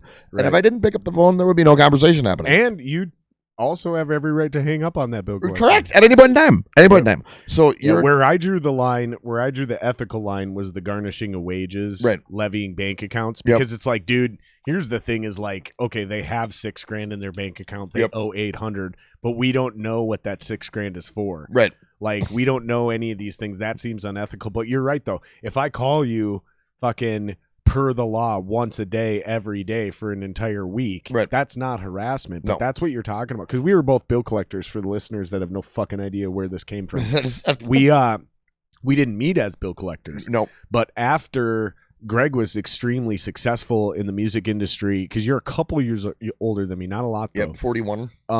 You had already like quit, and you were a full-time musician, and I was coming up, and people would find out, they'd be like, oh, you're a musician? Oh, that's cool. Have you ever heard of this band Black Flood Diesel? And I'm like, yeah, of course. And a couple guys are like, yeah, that's my best friend. Right. Yep. And I'm like, no fucking way. One of the guys was the owner of one of the collection agencies. Yep. And he's like, yeah, like, and you and I weren't tight by any means. I don't even think I actually knew you. I just knew who you were. Right. I don't think we'd played a show yet. And I was like 18, fresh out of high school. And we were making good money as bill collectors. It is exactly what you think it is as a job. It sucks. It's horrible. You definitely become kind of a shitty person if you get good. There's a lot of bullshit, and there's quite a bit of shady gray area that you have to walk. However, we also realized, and correct me if I'm wrong, but debtors are notoriously good liars. Yes. And they have the money to pay. And they're not broke. Most of them have the money, and they just chose not to pay because one customer service person pissed them off. Or whatever, right? Yeah, and we had the ability to settle for less. Like, we got our job done with, I'd say, 70% of people being actually happy after they got off the phone with us. Yeah, I mean, there's not too many people that they're paying you, right, at the end of it. I mean, they might not like it. And we needed this shitty job because it paid so well. It was the only thing we could do to fund our projects. Yep. So going back to what we're talking about, being the businessmen we understood that, yeah, we could potentially be rock stars and great musicians someday, but you need money to make money. I mean, what I'll say about it, How long did you stick with it, by the way? Because I was in 8 years. That was the job that I just got laid off right before COVID. See, I was in the biz 8 years, and I finally quit about 26. Yep. And I was like, I'm never going back. Yep. It's I can't do it. It's hard, and it's only gotten harder. Like, it's only gotten more difficult. So it's not something that I'll be going back to. It's the worst. It's not. And when it's paying great, that's one thing. Okay, you can justify a lot of things when you're getting paid. Yeah. Okay, so if I'm making 70, 80 grand a year, right, working 40 hours a week, making 70, 80 grand a year, fucking in my jeans. Yep. Dunning people out of money they owe. I could justify that. Dunning is asking for money. But yeah, dude, is what pissed me off is when they'd make me dress like I'm fucking going to like a right. It's meeting, like a legit business meeting. And I'm like, dude, I'm sitting in a fucking cube. Right. And this fat bitch next to me may look nice, but she stinks. Right. She hasn't showered in a week. Right. Like, and you're going to give me shit because my fucking khakis aren't ironed properly.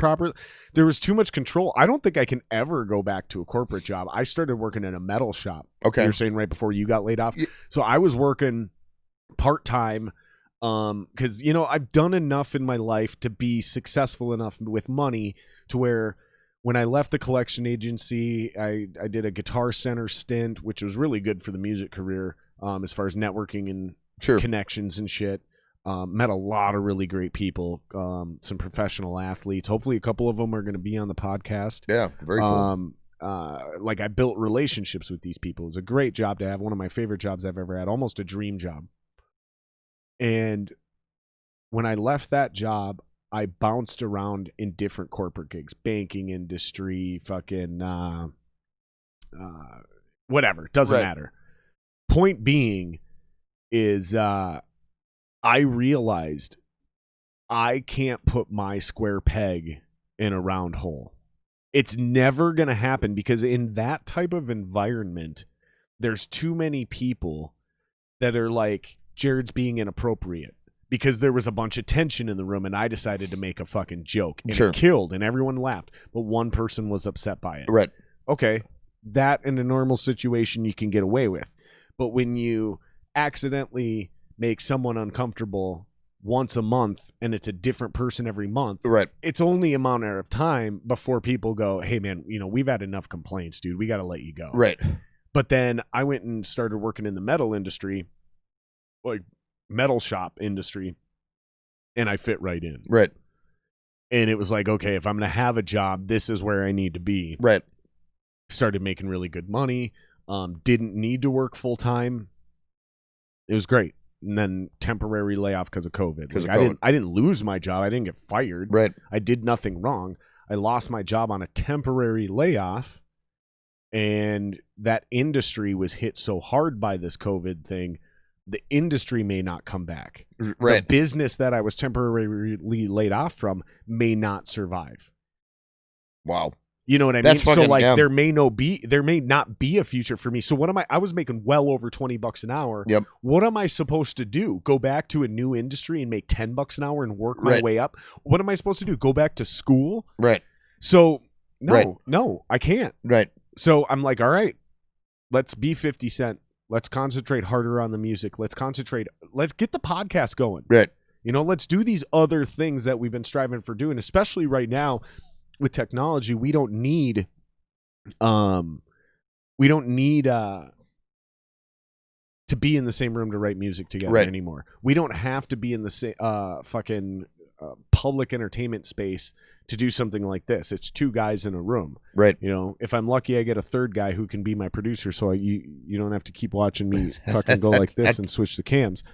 But we can do these things right now. Right. And so for me, it's something I love doing and I want to do, but it's also like forced innovation. Sure. Yep. It's survival. Yep. I hope this takes off. I'm doing this because it's fun. Right. But now there's like this slight added pressure because who knows, dude? Right. Who knows if I ever am able to have enough skills in a particular industry post-COVID to go out there and make a living and support my family. I'm right there with you. Now. I I got assets. You don't have any kids, do you? Not yet. Not yet. But we're trying to start a family right now. We just got married. We just had our 2-year anniversary. Congratulations. We wanted to be married before we were pregnant. Yep. We chose to do that. We bought a house. We've been remodeling this house. You came in, you saw I'm still remodeling my kitchen. Yep. Like I'm doing all this shit myself because I'm one of those type of dudes. I'm a blue collar guy. I have the skills to do all this. I was raised in that type of family. Yep. And it saves me a ton of money, and I'm Jewish. So Yep. I'm not trying to spend some fucking thousands and thousands of dollars. Well, fuck, if you could save the dough yourself, yeah. Fuck, we're not talking small change. We're talking thousands of dollars. Tens of thousands, really. If I added up the whole house, Yep. I've probably saved myself $50,000. Wow. Just in the last 2 years. That's great. So it is what it is. That's fantastic. It's taking forever. So again, there's a give and a take with everything. There's no all or nothing. Right. And that's kind of where we've been bouncing back with this thing the whole time is like, I think that's a real huge problem with most people nowadays. Yeah. It's a narrow mindset. They're not willing to have empathy or even sympathy and put themselves in that other person's shoes. Well, yeah, it's going to be interesting to see what happens. There are so many, like, housing's not affordable, the rental market is fucking ridiculous. If you're single, right, and I'm divorced or whatever, and we have a kid, so I pay child support. If you're single and pay child support, right, to have a decent, and so you have your kid over sometimes, right, have a decent 2-bedroom apartment. Which sometimes you have to have. Right. You're talking per year $1,100, $1,200 a month. Here, yeah. Easily. Yeah, before, but easily, maybe more, maybe depending on where you're looking at. But then there's another $500 that comes off of child support. Before you know it, that's fucking $2,000. And some of them require you to have a 2-bedroom. Right. Some of them, and we're talking about like the divorce decree, like the custody agreements. The only reason I know is because we were bill collectors, and I actually collected child support for a while. So I actually chased down deadbeat dads. Yep. And then I'd get them on the phone, and I'd find the ones that weren't deadbeats, and they got fucked by mom. Yep. And I'd get mom back on the phone and be like, "Hey, what the fuck?" Right. And I'd get them back on the same page, and fucking we'd get it resolved properly. Yep. But some of them like had to live in the county. Right. Yep. Some of them had to live within 5 square miles. And it's like that forces you into an economic situation where, like you said, housing already is unaffordable for most people.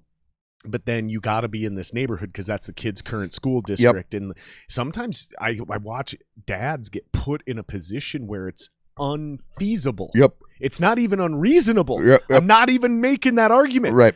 I'm saying it's unfeasible. It's not fucking mathematically possible. You can't do it. You can't do it if you. I mean, you have to make north of $30 an hour. Right? Especially if those things were made when you were making ballin' money and then you got laid off. Right. Maybe you're making $30 an hour. You can handle $500 child support, no problem. You get laid off like one of us did, and now all of a sudden you got to go get a shitty job. You're making $10 an hour. Right. You can't afford $500 an hour. Right. You can't do it. You can't do it. But you're locked into it, right? Then you have the whole concept of paying taxes. Bring that just a little closer to you. Everybody obviously has to pay taxes, right? But you can opt out of paying taxes on your fucking paycheck, right? So you do that, right? And you deal with it at the end of the year. Well, you can get behind the 8 ball there. Good luck with that. Right. Exactly. You can get behind the 8 ball there too. That never goes well. No. That's not what. That's not good. But it just turns into a situation where it, financially speaking, it's difficult, which is I think why some people get married. Yeah. You know. And then all of a sudden you get somebody that you're splitting everything with. Everybody's doing their own. I mean, I'm not saying everybody gets married that way, but it does, once you've been with somebody for a while, it does make sense to make that leap if it's going to be easier financially. Right. On both people, right? So there's all that. I don't know. I mean, it'll be interesting to see what the fuck happens and what comes out of this, because I don't think that we're even close to the end of the economic fallout, right? And I supported now granted I benefited from it, but when the feds came in and paid that $600 a week, I supported it huge. I'm like, this is just what needs to be done. There are so many people, millions of fucking people that are getting laid off right now that didn't do anything wrong, right? Didn't do anything wrong. And you don't know when you're going to be able to look for another job. You're being told to sit inside. Really. Well, and what's wild is like a lot of people, and I think, correct? No, I don't want to say that because I don't think that's true. But I heard a lot of people saying this $600 a week is socialism, and it was like, I understand how you think that, but no, is what it really is the reason the Republicans were even on board with it at first, right? Even though a lot of them were like, it's too much. They understood that money needed to keep flowing through the economy, keep circulating through, because that extra, yes, a lot of us made more money on unemployment than we were making at our jobs. But is what that allowed us to do was have an extra $100 to $200 a week. So we could go out once a week and support one of those local businesses that were struggling because of the same shutdown. That honestly, Kate and I can't afford to go out and eat once a week. We're well off, but we're also Jews. Well, I'm Jew. She's barely Jew. And so we're super conservative with our money. We're trying to build wealth. Right? We're trying to invest in our future. So we're not like a lot of people in our generation at our age that are like, how much money you got in your account? Like $600. Good for you. Right. Like, you're fucked. Right. And we always said, if the economy ever shuts down, you're fucked. Oh, you're stupid. The economy will never shut down. Well, guess what happened? Right. The economy shut down because of COVID. Everything that we said would happen happened. Right. And people weren't ready. So all of a sudden, these businesses that are getting affected by it, now Kate and I are looking at it and going, you know what, though? Here's the thing. We do have an extra $100, $200 a week between the two of us. Let's go out of our way to support these local restaurants significantly more often than we would ever be able to do when we were working full time. So that extra money single-handedly helped keep the economy afloat. It gave people money to spend, and people like Kate and I made a couple extra $100, or actually technically we didn't make a couple $100 extra on unemployment. On unemployment, we came very close to the exact dollar amount. Couple bucks less, but our expenses dropped because we weren't spending money on gas and lunches and eating out. For like working every day. So we had more money even though we weren't making more money. You see where I'm going with this? Absolutely. Now that they're getting rid of that, you're going to see a second wave of those local businesses that are still trying to operate during the shutdown. When Kate and I don't have that extra $100, $200 a week, we can't eat out anymore. We have to go back to just buying groceries. That's going to put a huger burden back on the grocery stores in that supply chain, where you're still, some people in certain areas are having a hard time finding toilet paper and fucking certain items in certain areas. So it's It's a bad plan, man. It's Yeah. a bad plan. And every time Do you we think give the they're government, going to obviously they've been going back and forth, right? They're in I'm their going to grab another beer. You sure you don't want one? Yeah, I'm totally good. I'm totally good. Do you think that they will supplement it so it won't be a 600 per week, but do you think it'll be something? So apparently they're doing an extra 20% of what your current unemployment is, which for me is hilariously nothing. Right. And then until that gets implemented, until sometime in October, the Fed is going to do an extra 200 a week. Okay. And so that's 400 a week that Kate and I are losing per person. Yep. Per person. Yep. That's $800 a week times 4.3 months is like $3,500. Right. That's a lot. month. Yeah. Yep. And I understand what people are saying. Well, did you really need that? No, like we will still make it work on that significantly less money. Right. And we technically will be fine, but that's $30-something $100 a month. Right. That we don't have to spend and help all these businesses Yep. that are still being shut down and aren't going to get extra money. Right. Right. That's No, how short-sighted the government is, dude. Right. No, I'm with you on that one. I mean, it's it's been interesting when that hit or whatever. Like I said, I had gotten laid off right before they had passed that law, and I was fucking amazed. I was amazed. No, I was amazed that they passed the law with the $600 a week or whatever. I was completely fucking stunned that they did it when it first happened. I did it again. I left the room and forgot to switch the cam back to you. Yeah. I'll get better at this, guys. Sorry. No, yeah, that's good. It's third podcast. Bear with me. Yep. So yeah, man, it'll be interesting. You know, we're in the same boat on that one. I've taken the stance of each person needs to do what makes sense for them financially, right? And it doesn't make a damn bit of sense to me going out and getting a job for $15 an hour when I'm also being told to keep myself away from people, and there's extra unemployment money that will go into next year. You know what I mean? Why would I put myself in a situation that could be potentially dangerous by what everybody's saying, okay, for less money than staying out of at-risk situations, right? And be just letting everything shake out. I don't know. I know a lot of people, you know, a lot of conservative friends of mine, they'd issue significant blowback on that type of perspective, because they're like, get back to work, everybody needs to go back to work, and everything's gonna be fine, you know. Let's fucking put a little elbow grease in it. I appreciate that. I do appreciate that mentality, and there's a lot of fucking logic to it. But on a practical sense, when you don't know what the fuck is up with this goddamn virus, and why would I go and put myself into an office environment? Why would I do that? Right. And make the same amount that I'd be making not putting myself in that environment. Mm-hmm. And having time for my kids. Who knows what's going to be happening with their fucking school, whether or not they're going to be there or at home. That was a clusterfuck. And so many businesses just adapted to people working from home. Yep. Like my job disappeared. Yep. You know, and I thought I was going to come back right after the riots. Yep. I'm like, I literally, you know, right after the riots, dude, like I'm sitting at home and we're watching our city just burned. Yep. And it's something our city's never been through. I understand certain cities like LA have they've been through this before, and they kind of literally had a game plan as to like how they were going to deal with it and recover and blah, blah, blah, right. blah. Whether it worked or not, they at least had some experience. We really didn't. Right. Not here, man. And so, yeah, I'm making a little bit more on unemployment. Kate's making way less.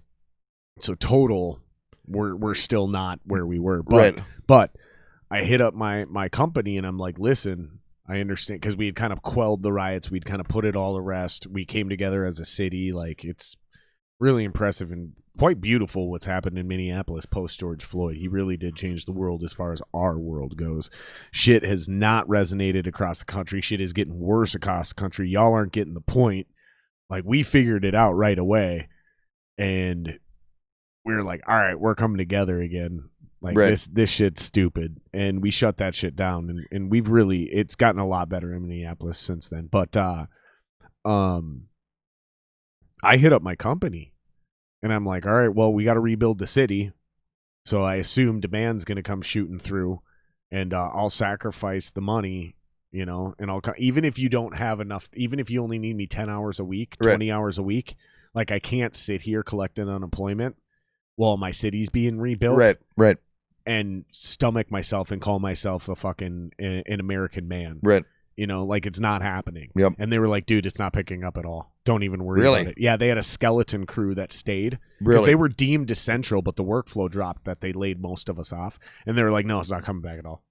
It hasn't Really? picked up at all. Now, that was a month ago. Maybe things have changed. Yeah. You know, that was actually a month and a half ago. But they said they would hit me up.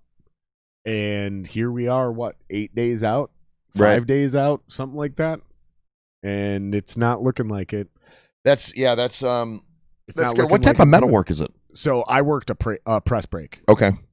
So they'd give me small chunks of metal, big chunks of metal. I'd put them in a machine. I'd bend them into shapes, Yeah. and boxes, and different things. And yeah, it's like we made. Sometimes it was just like one item for some random guy who wanted to repair something on his trailer. Yep. Sometimes it was I needed 275 of something because somebody's building a new brewery. Right. Like, right. There's you'd be surprised how many things I made in all of these breweries in this town. Really, in the cities. Yeah, there's like some bracket somewhere hidden where they put together like that fancy shit under the bar. Yeah. You know, there's a bracket under there. There's, 200 of them running down the length of the building, and I made those brackets to hold up this piece that no one can see. Right. You know what I mean? Right. Like or the fucking the coat hooks. You know, Yeah. you show up to one of the local breweries. I don't remember who it is. You show up to one of the local breweries, and under the bar they have a hook where you hang your hook. Your coat. I made those. Okay. Like yeah, very literally cool. me physically, I made those. Yep. Not just my type of job. Yep. But like literally, Jared Singer fucking stood in a shop and made those. Yep. And I made good money. You know, it's a fucking skill. You got to know math. You got to have work ethic. You got to have attention to detail. You got to have discipline. You got to be there every day. People depend on you. Yep. And I didn't quit my job. I didn't lose my job. I didn't get fired. The Right. government took my job. Right. You know, disenfranchised people like me feel right now. Right. I would assume so. I mean, It's not about the money. It's Right. about my livelihood. Right. Like, cool, you gave me this extra $600 a week. Cool. Oh, great. Right. But you killed the fucking economy. Right. And now my job's not coming back, man. Right. How am I going to feed my family? Thank God I don't have 4 fucking kids like Right. most people. Yep. Jesus Christ. No, it's a mess. It's a total mess. It's a mess. So you wake up, you try to get by the best you can, right? Every day. Try to fucking keep a positive mentality. Or do something else. Or pivot. Right. And that's what I decided to do. Because I don't want to make this sound like a pity story. I'm not actually complaining. Is what I'm really saying is I took this opportunity and I said, all right, I got a short period of time where I literally have the same or similar income that I would have had if I were working full time. And now I also have time. Yep. This is the rarest combination where I have money and time. Yep. Every problem I've had since turning 30 years old is either I have time but no money, or I have money but no time. Right. Everything. Yep. For me to achieve anything in this life, that's what it's always boiled down to. Yep. And for the first, I had 3 months, and I knew I had 3 months. I was like, we're getting the fucking podcast running. We're going to get as much of the house remodeled as we can. Yep. Let's do it. And I wanted to get this up and running by, I think I told you, the end of June. Yep. That's what I was talking with everybody. End of June. Because everybody's like, when are you doing the podcast? I want to come on. I want to come on. I want to come on. End of June. And then the riots happened. Right. That's what I'm getting at. And so that got bumped back a month because we were out there every night till 4 a.m., fucking as a community protecting our neighborhood. Right. And we had to do that because we had everything from actual, like, real white supremacists, Aryan Nation. KKK is not a thing anymore. If you hear KKK, that's like a proverbial statement. The KKK isn't a thing anymore. That's fucking out of school, the white hoods. out of style. No more white hoods. But the Aryan Nation shit's real. Sure. Like, there is real white supremacist groups. They were out here doing shit, and fucking it was a war zone, man. There was multiple attacks up the block, trying to burn shit down and loot the grocery store. Right. And it definitely wasn't by black folk in the neighborhood. I'll tell you that much, dude. Because Really? that's 100 yards, and I can see it if I stand on my fucking sidewalk right there. I watched it go down multiple times every single night. We're talking 2 or 3 attacks every night for 10 to 14 days. Really? And the only thing that prevented that fucking store from being burned down or looted is the fact that the entire neighborhood showed up with fully automatic weapons, pistols, shotguns, and we started patrolling our own neighborhoods. We registered with the city crime watch. We registered with the fucking police department. They knew we were out here. Yeah. And so when the army or the cops would come through, we'd fall back and let them do their thing. But there were several huge gun battles. I never got into any. Yeah. I'm not going to sit here and pretend like I went. I mean, we were all at war. Right. It was a real war. Like there was some crazy shit going down. But like, luckily, I didn't have to fire my weapon. Right. Not once, but 100 yards away. I'm telling you, it was like fucking something straight out of a movie. Wow. I've never experienced anything like that in real life. That much gunfire, like real, and you could see it all. And then the fucking SWAT teams and the Army showed up, or the National Guard, I should say. It was pretty fucking intense, man. Like, it fucking really made me understand and sympathize and really respect, like, soldiers and even cops. Like, the crazy, intense shit they have to go through every day. Like, I get it, man. A lot of these fucks are power hungry and they violate our rights. And I hate the cops as much as the next guy. But at the same time, we need them. Right. Because the world is a crazy fucking place. And I've been calling this the wild Midwest. Yep. Because ever since they started talking about defunding the police, man, shit has gotten it's worse. It's wild out here now. Every night, people are fucking dying on the streets. Innocent people, fucking gangbangers, cops, fucking people are getting shot and killed left and right at a way higher rate. Like, maybe not here on my block because we built this new community. Yep. But dude, I'm telling you, man, it's a new world, dude. And in bringing it back to what we were talking about a minute ago, is it's only gonna get worse. Yeah, I was fortunate come to where election time. Oh yeah, it's gonna be weird. It's gonna be bad shit. I lived out in, I lived off of 31st and Lake for a while, and literally before this shit, well, probably a few months before. I mean, right by over where the fucking like front lines of shit was. And I've been in Farmington since October. So I've been fortunately I've been away. You know, it's been nice being down there because it's enough of a drive to where people don't go down there. You know, they just don't. There's not much going on in Lakeville. You know, you can get down. So I mean, I'm not gonna lie. I wanted no part of what the fuck was going on with those rides, dude. In any way. You know what's wild? Though, any man, way. I wouldn't feel safer down there. I feel safer here now because of the bonds we built as a community. Sure. Like, we put our lives on the line for each other. Right. Every night till 4 a.m. Like, I trust some of my neighbors more than I trust people that I've known for years now. And that's all it awesome. took. That's and great. Again, that's why I said I understand. I can't truly put myself in the shoes of like a soldier. But now I quickly understood the concept of like that brothers in arms like bonded through, because dude, I'm telling you, man, that race, dude, somebody was trying to start a race war. I don't know who they are, but they were trying to start a race war. They desperately wanted, somebody was desperately trying to get us to turn against each other. And me and my neighbor saw that shit. And we, quote unquote, you know, went to war with each other and fucking had each other's backs and defended our personal property and our family. Like, I don't have any kids. They got kids, though. I love them fucking kids. Right. I've known those kids for 3 fucking years now. Yep. Like, I love them kids, man. And when they saw that from me and I saw that from them, because, again, we're the only white people on the block. We may not be the only white people in the neighborhood, but we are the only white people on the block. Right. Very mixed block, though. We got an Asian woman. We got a Latino couple. There's some Somalians on the block. We've got a native family. But we were the only white people. Sure. And Kate's like glow in the dark level white, right? Right.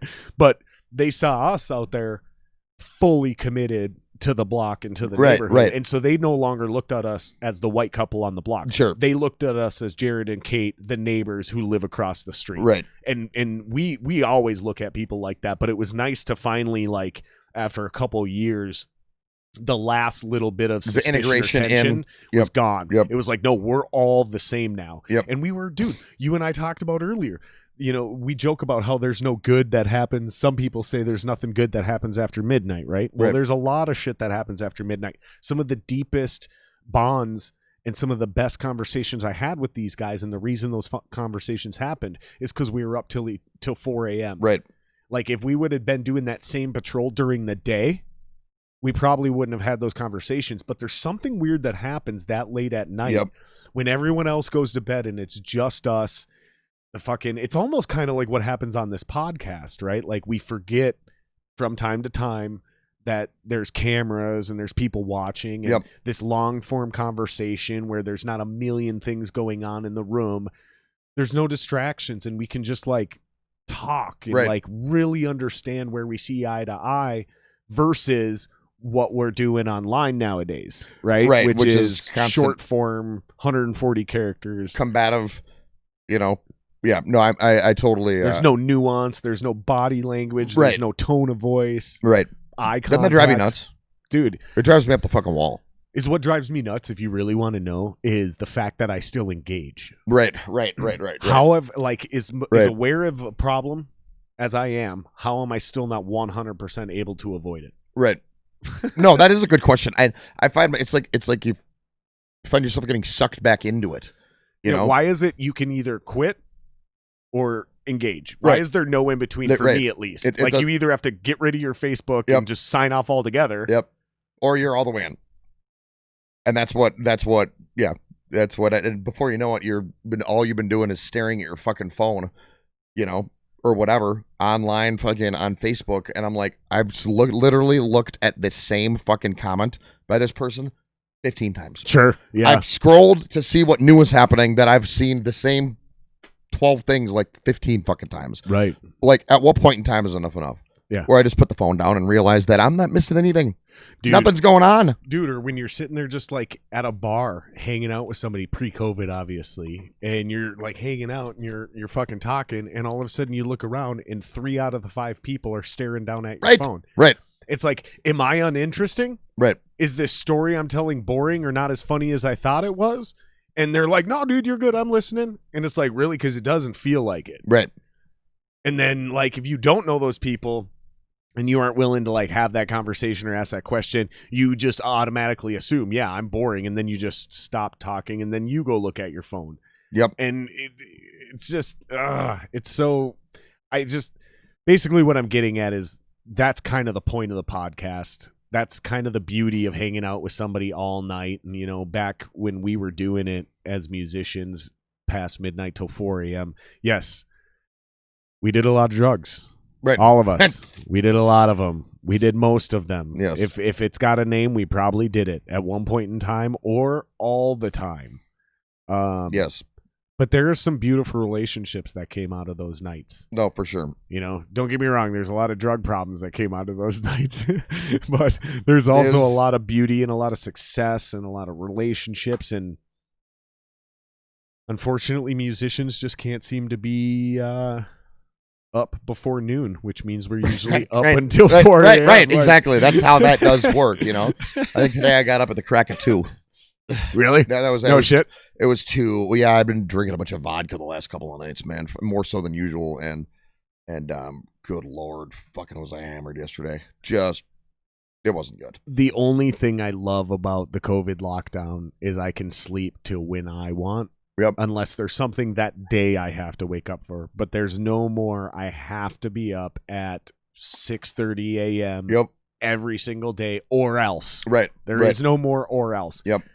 That's the only thing I love about that. And, I'm hoping the podcast takes off in time and I only have that grind for a short while, because between the music and the podcast and eventually if fucking COVID opens back up, I'm going to start doing some stand-up. I just want to figure out a way to make $100,000 without fucking having somebody else have the ability to fire and take all of my income in one fell swoop. Yep. And so what I got to do is use my talents and my interests and find something that doesn't seem like work, which, like I said, is music, podcast, and stand-up comedy. They're things I love doing. I think I'm good at them. I have the work ethic to get better at them. Right. And lean on that. And unfortunately, where we made our money post downloads, to bring it back Tarantino style where we started, post download culture, we made our money live. Right. It really was, man. And now that was taken from us. So outside of a job, like I feel bad for our people, like the musicians, and not even to mention the support staff that goes around that. Yeah. That's just been racked hard.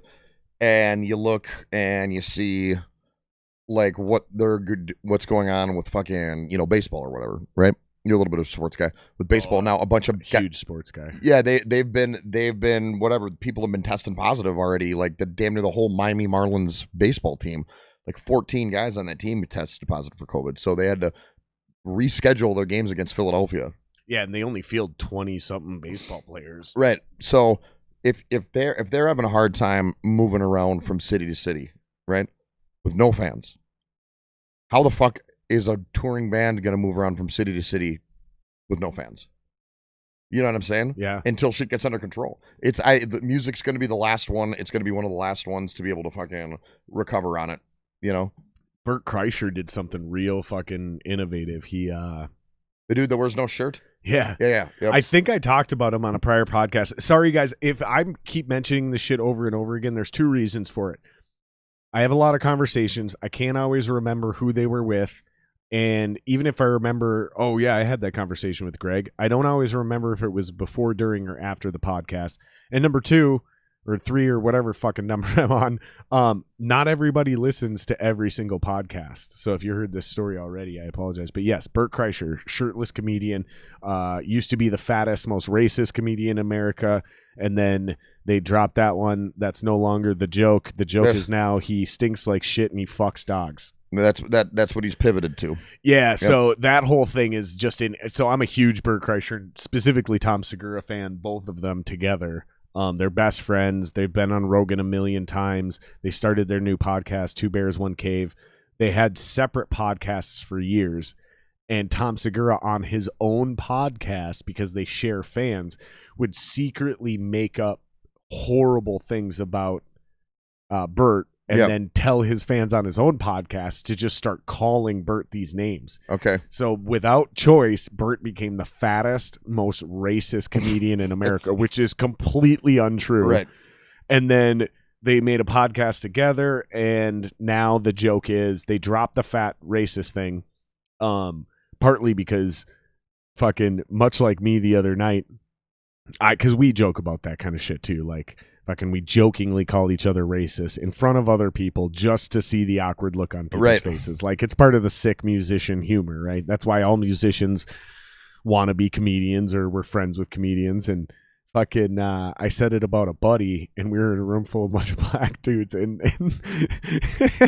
they all gave him a super dirty look. Really? And he looked at me like, what did you do? Like I was just like, oh yeah, fucking Kevin's super racist, And oh no, and it's obviously not true. He's like the least racist dude, and it was hilarious to me. To Kevin, not so much. Right. Well, apparently this happened to fucking Bert with a black comedian. Yeah. They were in a room full of black dudes, and the black comedian, I think his name's Ron Funches, he's like, well, Bert's like the most racist dude around, and then walked out of the room.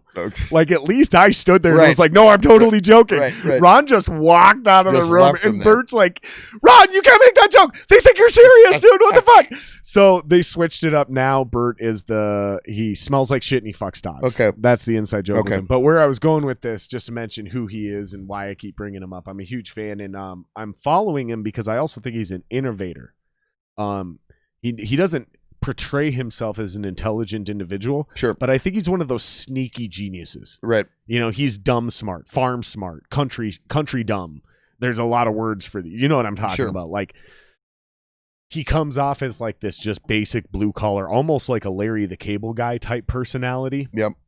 Not as dumb, but I feel like he intentionally prevents himself from looking smart as part of his own walking bit. Because basically what he did is he started doing a stand-up comedy tour right now.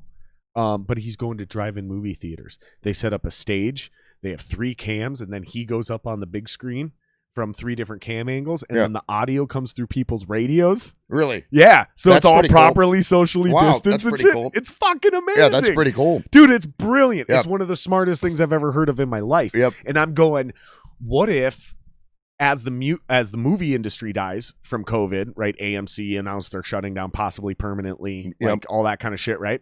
And that industry's already been dying for years because of downloads and shit. Now I know I touched on this subject on the last podcast, so I apologize again, guys. But basically, I'm wondering if a combination between movies going to drive-ins instead of theaters, stand-up comedy, and musicians, if we can somehow figure out a way to convert to like a drive-in movie theater where everyone's naturally socially distanced. God, I hope not. But it could be. It could be amazing. It could be under the circumstances, but holy fuck, this madness is just gonna end at some point. Well, right, but I'm just saying, what if it doesn't? Right? What if it doesn't, or in the interim? Fuck. And what if we brought back a dead industry as a way to save 3 dying industries? You know what I mean? Right. Like, I'm sorry, I'm no. I've had a few beers on the podcast. Yeah, like, I'm getting a little spacey and philosophical at this point. Yep. But this is how my mind works, Sure. right? Like, I think about these things, and I'm like, because we started this podcast talking about like how we are with the business side of things, and that's what I think we were trying to get at. Is that's where we built our relationship. Right. Is like talent, respect, all that's great, but at the end of this day, like where we related is that we found a kinship in the business, the drive, the organization, the passion, the motivation, the professionalism, and like just knowing how to be and handle yourself. Well, for me, a lot of that's just the mindset of like always thinking. That's why I brought up when you were ringside at UFC, like, what were you thinking? Because here's what I would have been thinking. Well, here's what I'm thinking now. I'm seeing this and I'm going, maybe this isn't just for Bert. Right. Maybe there's 2 other industries that can hop in on this and literally resurrect the fucking the drive-in movie thing, because it could be done. Because again, we need to figure out a way to survive. Right. A lot of musicians and comedians don't have life skills. They're not even qualified to go work at Walmart. Right. You know what I mean? They're not. Yeah, they're not. The prospects, the long-term career prospects, aren't necessarily knocking down their door. Yeah, and more importantly, I think a lot of these guys are overqualified.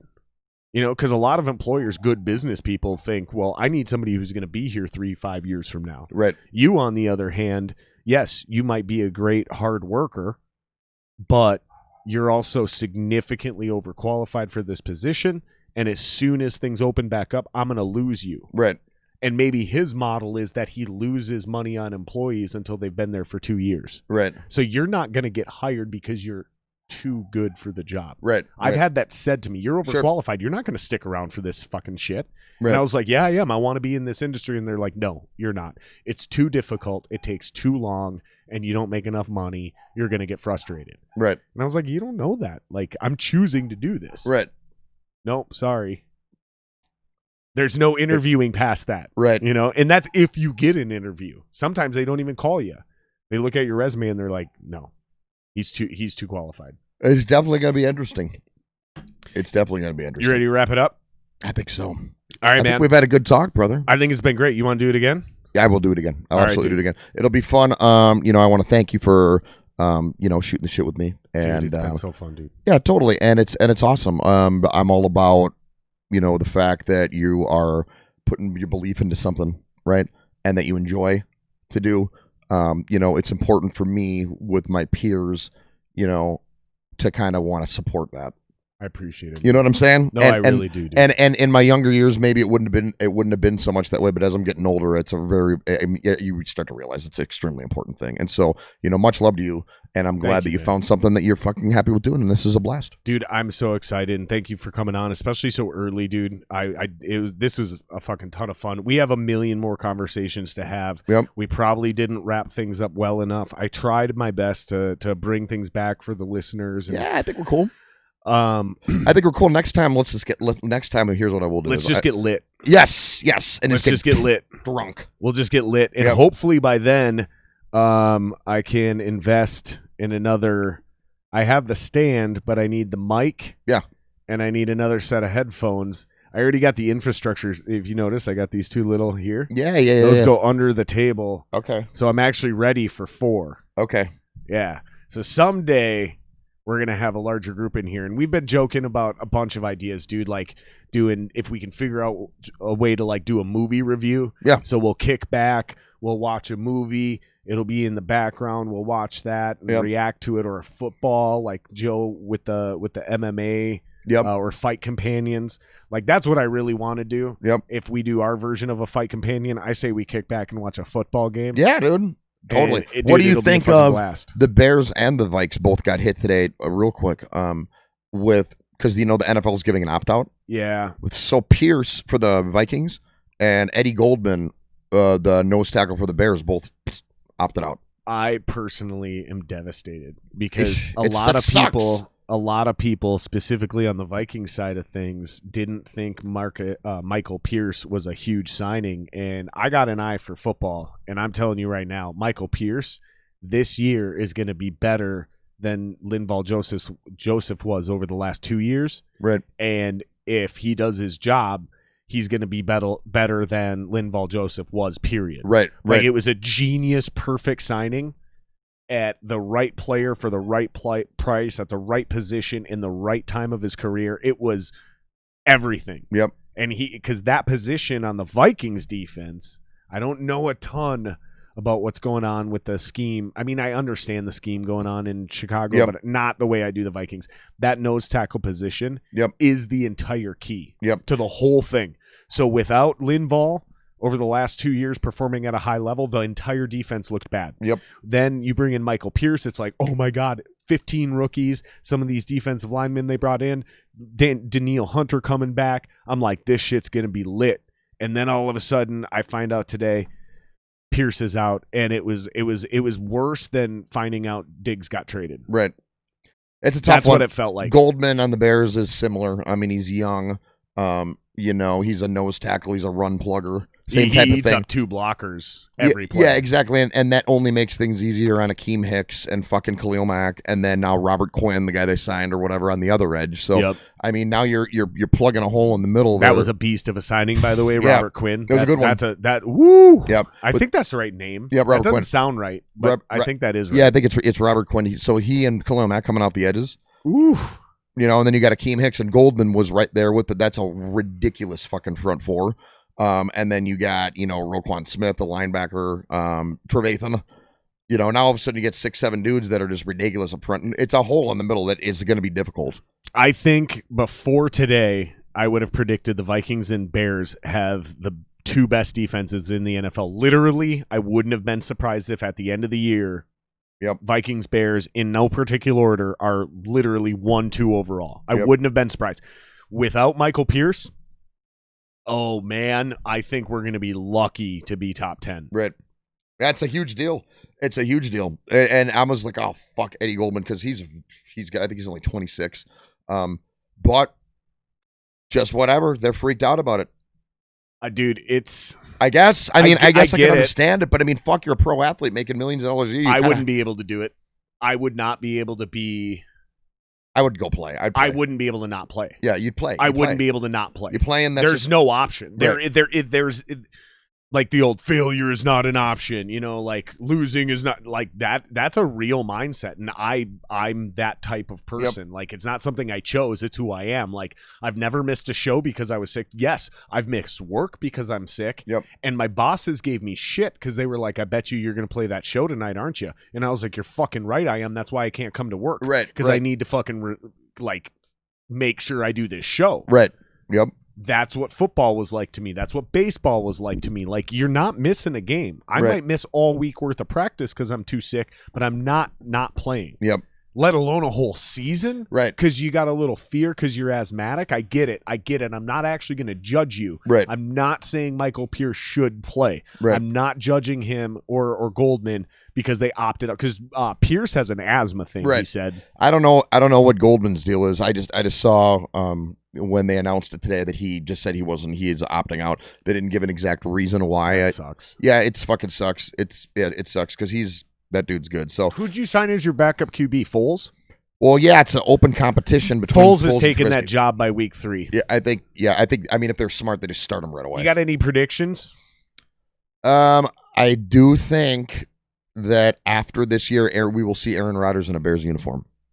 He'll either be in a Bears uniform or he'll be in a Lions uniform. You think so? Yep. One of the two. Yep. Because I think is what he'll try to do is go somewhere else. And he will try to not pull a Favre. Right. Go to the biggest rival. Right. And there's always been this debate between what's a bigger rivalry, Packers, Bears, or Packers, Vikings. Right. You say it's Packers, Bears because it's older. I say it's Packers, Vikings because it's closer. Right. Like literally the win-loss total is closer. Yep. Doesn't matter who's right. Right. It's tradition. Like when Lovie Smith got hired, he said, the goal is to go into Lambeau Field and win. The number one thing is to be Green Bay. In Green Bay. Yep. That was his deal. So that means something. So I just would be surprised if it's a Bears uniform. I think he'll go to the Lions if he stays in the division. I'd love it. But I don't think the Packers will allow that to happen. I think they'll trade him and they'll try to pull the ultimate poke in the eye. I think they'll try to pull a Favre again. They'll trade him to like an AFC with the Jets, East like team. they did with him with the Jets, or the AFC South. Or so, they'll try to do something like that. But I would have definitely put the Vikings in the playoffs. I had them somewhere between 10-6 and 12-4 before all this shit. Like when the schedule first got released, I knew there wouldn't be any fans. Right. I knew that. But I would say now, without Michael Pierce, we're looking at 8-8, 9-7. I would say without a perfect defense from the Bears, you guys are looking at 8-8. I see the same at thing. Best. Yep. I see the same thing. I don't think that the NFC North is honestly really that good of a division. The NFL's so weird. Like we can spend an entire 4-hour podcast on just the NFC North if we really wanted to. But right now the NFC North lacks consistency and stability. Right. That's what it really is. I mean, and that's just that. And as a Bears fan, I've had it with Mitch Trubisky. Either way. Well, I told you that. Yeah, I warned you about that from day one. And I was trying to look at it through rose-colored glasses because really, what choice do you have at that point? What did I used to call him? Bitch Trubisky? Yeah. He's fucking... We can't catch a break down there, man, with quarterbacks. So that's just all there is to it. Dude, I'll tell you this story. It's fucking ridiculous. I'll tell you this story. I owned season tickets for the Vikings' first 2 seasons at US Bank Stadium. Yeah. It was incredibly important. I owned those tickets. I gave them up eventually. For various reasons, but I was tailgating, and there was this guy who came to every game and tailgated with us. He didn't own tickets, but he was there to tailgate with us. Well, eventually, I quickly realized it was way more fun just tailgating than it was actually going into the game. Yep. The freedom, like the money I saved, and then we had a big screen TV. Even in winter games, we had heaters and a tent and shit, and we had a big screen TV where we were watching the game right there. Right. And we had our own little party, almost as if we were like a bar across the street from the stadium. That's how packed we were during the game. It was amazing. And there was this dude who had this uncanny ability to know where every player in the NFL went to college. Okay, it was like a little thing. It was amazing. Yeah, he was this homeless guy, but not like you would think a normal homeless guy. Like this guy was what I would call, you know how we say there's like functioning alcoholics. Yep. This guy was like a highly productive homeless guy. Okay. Like he had it. He basically just figured out a way to say fuck the entire system and fuck the man. Right. It's actually pretty admirable. Right. And he had this crazy memory, and he's just spouting off names. Oh, so-and-so went to this college. So-and-so went to this college. And he knew I knew a lot about football. And every once in a while, he'd ask me, hey, Jared, where'd so-and-so go to college? And like 50 to 70% of the time, I knew the answer. Right. Sometimes I didn't. Well, we were playing the Bears, and I am wasted. Yeah. And I mean like fucking shit-faced, dude. I'm telling you, like leaning, like, okay, so I'm leaning on the table. Like this, like, making the groaning noise and everything. And I just hear him in the background. And suddenly, and from day one, I've hated Mitch Trubisky. We just joked about that. I've always thought he was junk. I knew Yep. he wasn't going to pan out. He will lose his job by week 3 this year, if he even starts the season. Right. And he'll be out of the NFL by the end of the year. He might have 1 or 2 more as a backup, Right. but he's done. He's done. And he turns around, Jared, where'd Mitch Trubisky come from? And I went, he came out of my ass because he's a total piece of shit. Yep.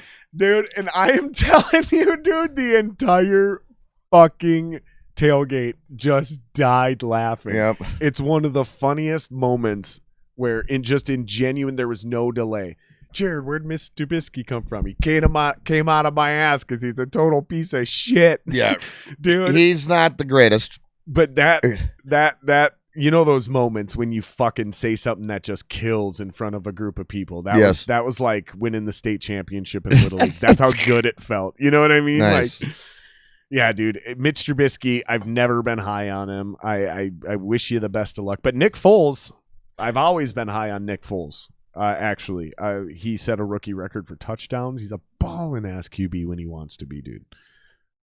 If he's got the right defense. Right. Exactly. And he's had experience in this office before, so we'll see what happens. He's won all the playoff games instead of Carson Wentz. Yeah. No, yeah, it's really. I mean, 2 years in a row. So we'll see what happens. We'll see if he can win the gig. Yeah, man, it's been a pleasure being on here. Absolutely, and I appreciate you. Let's do it again too. Let's do it again soon. I'm going to cue the outro. Much love. Thanks, man. Yeah, for sure.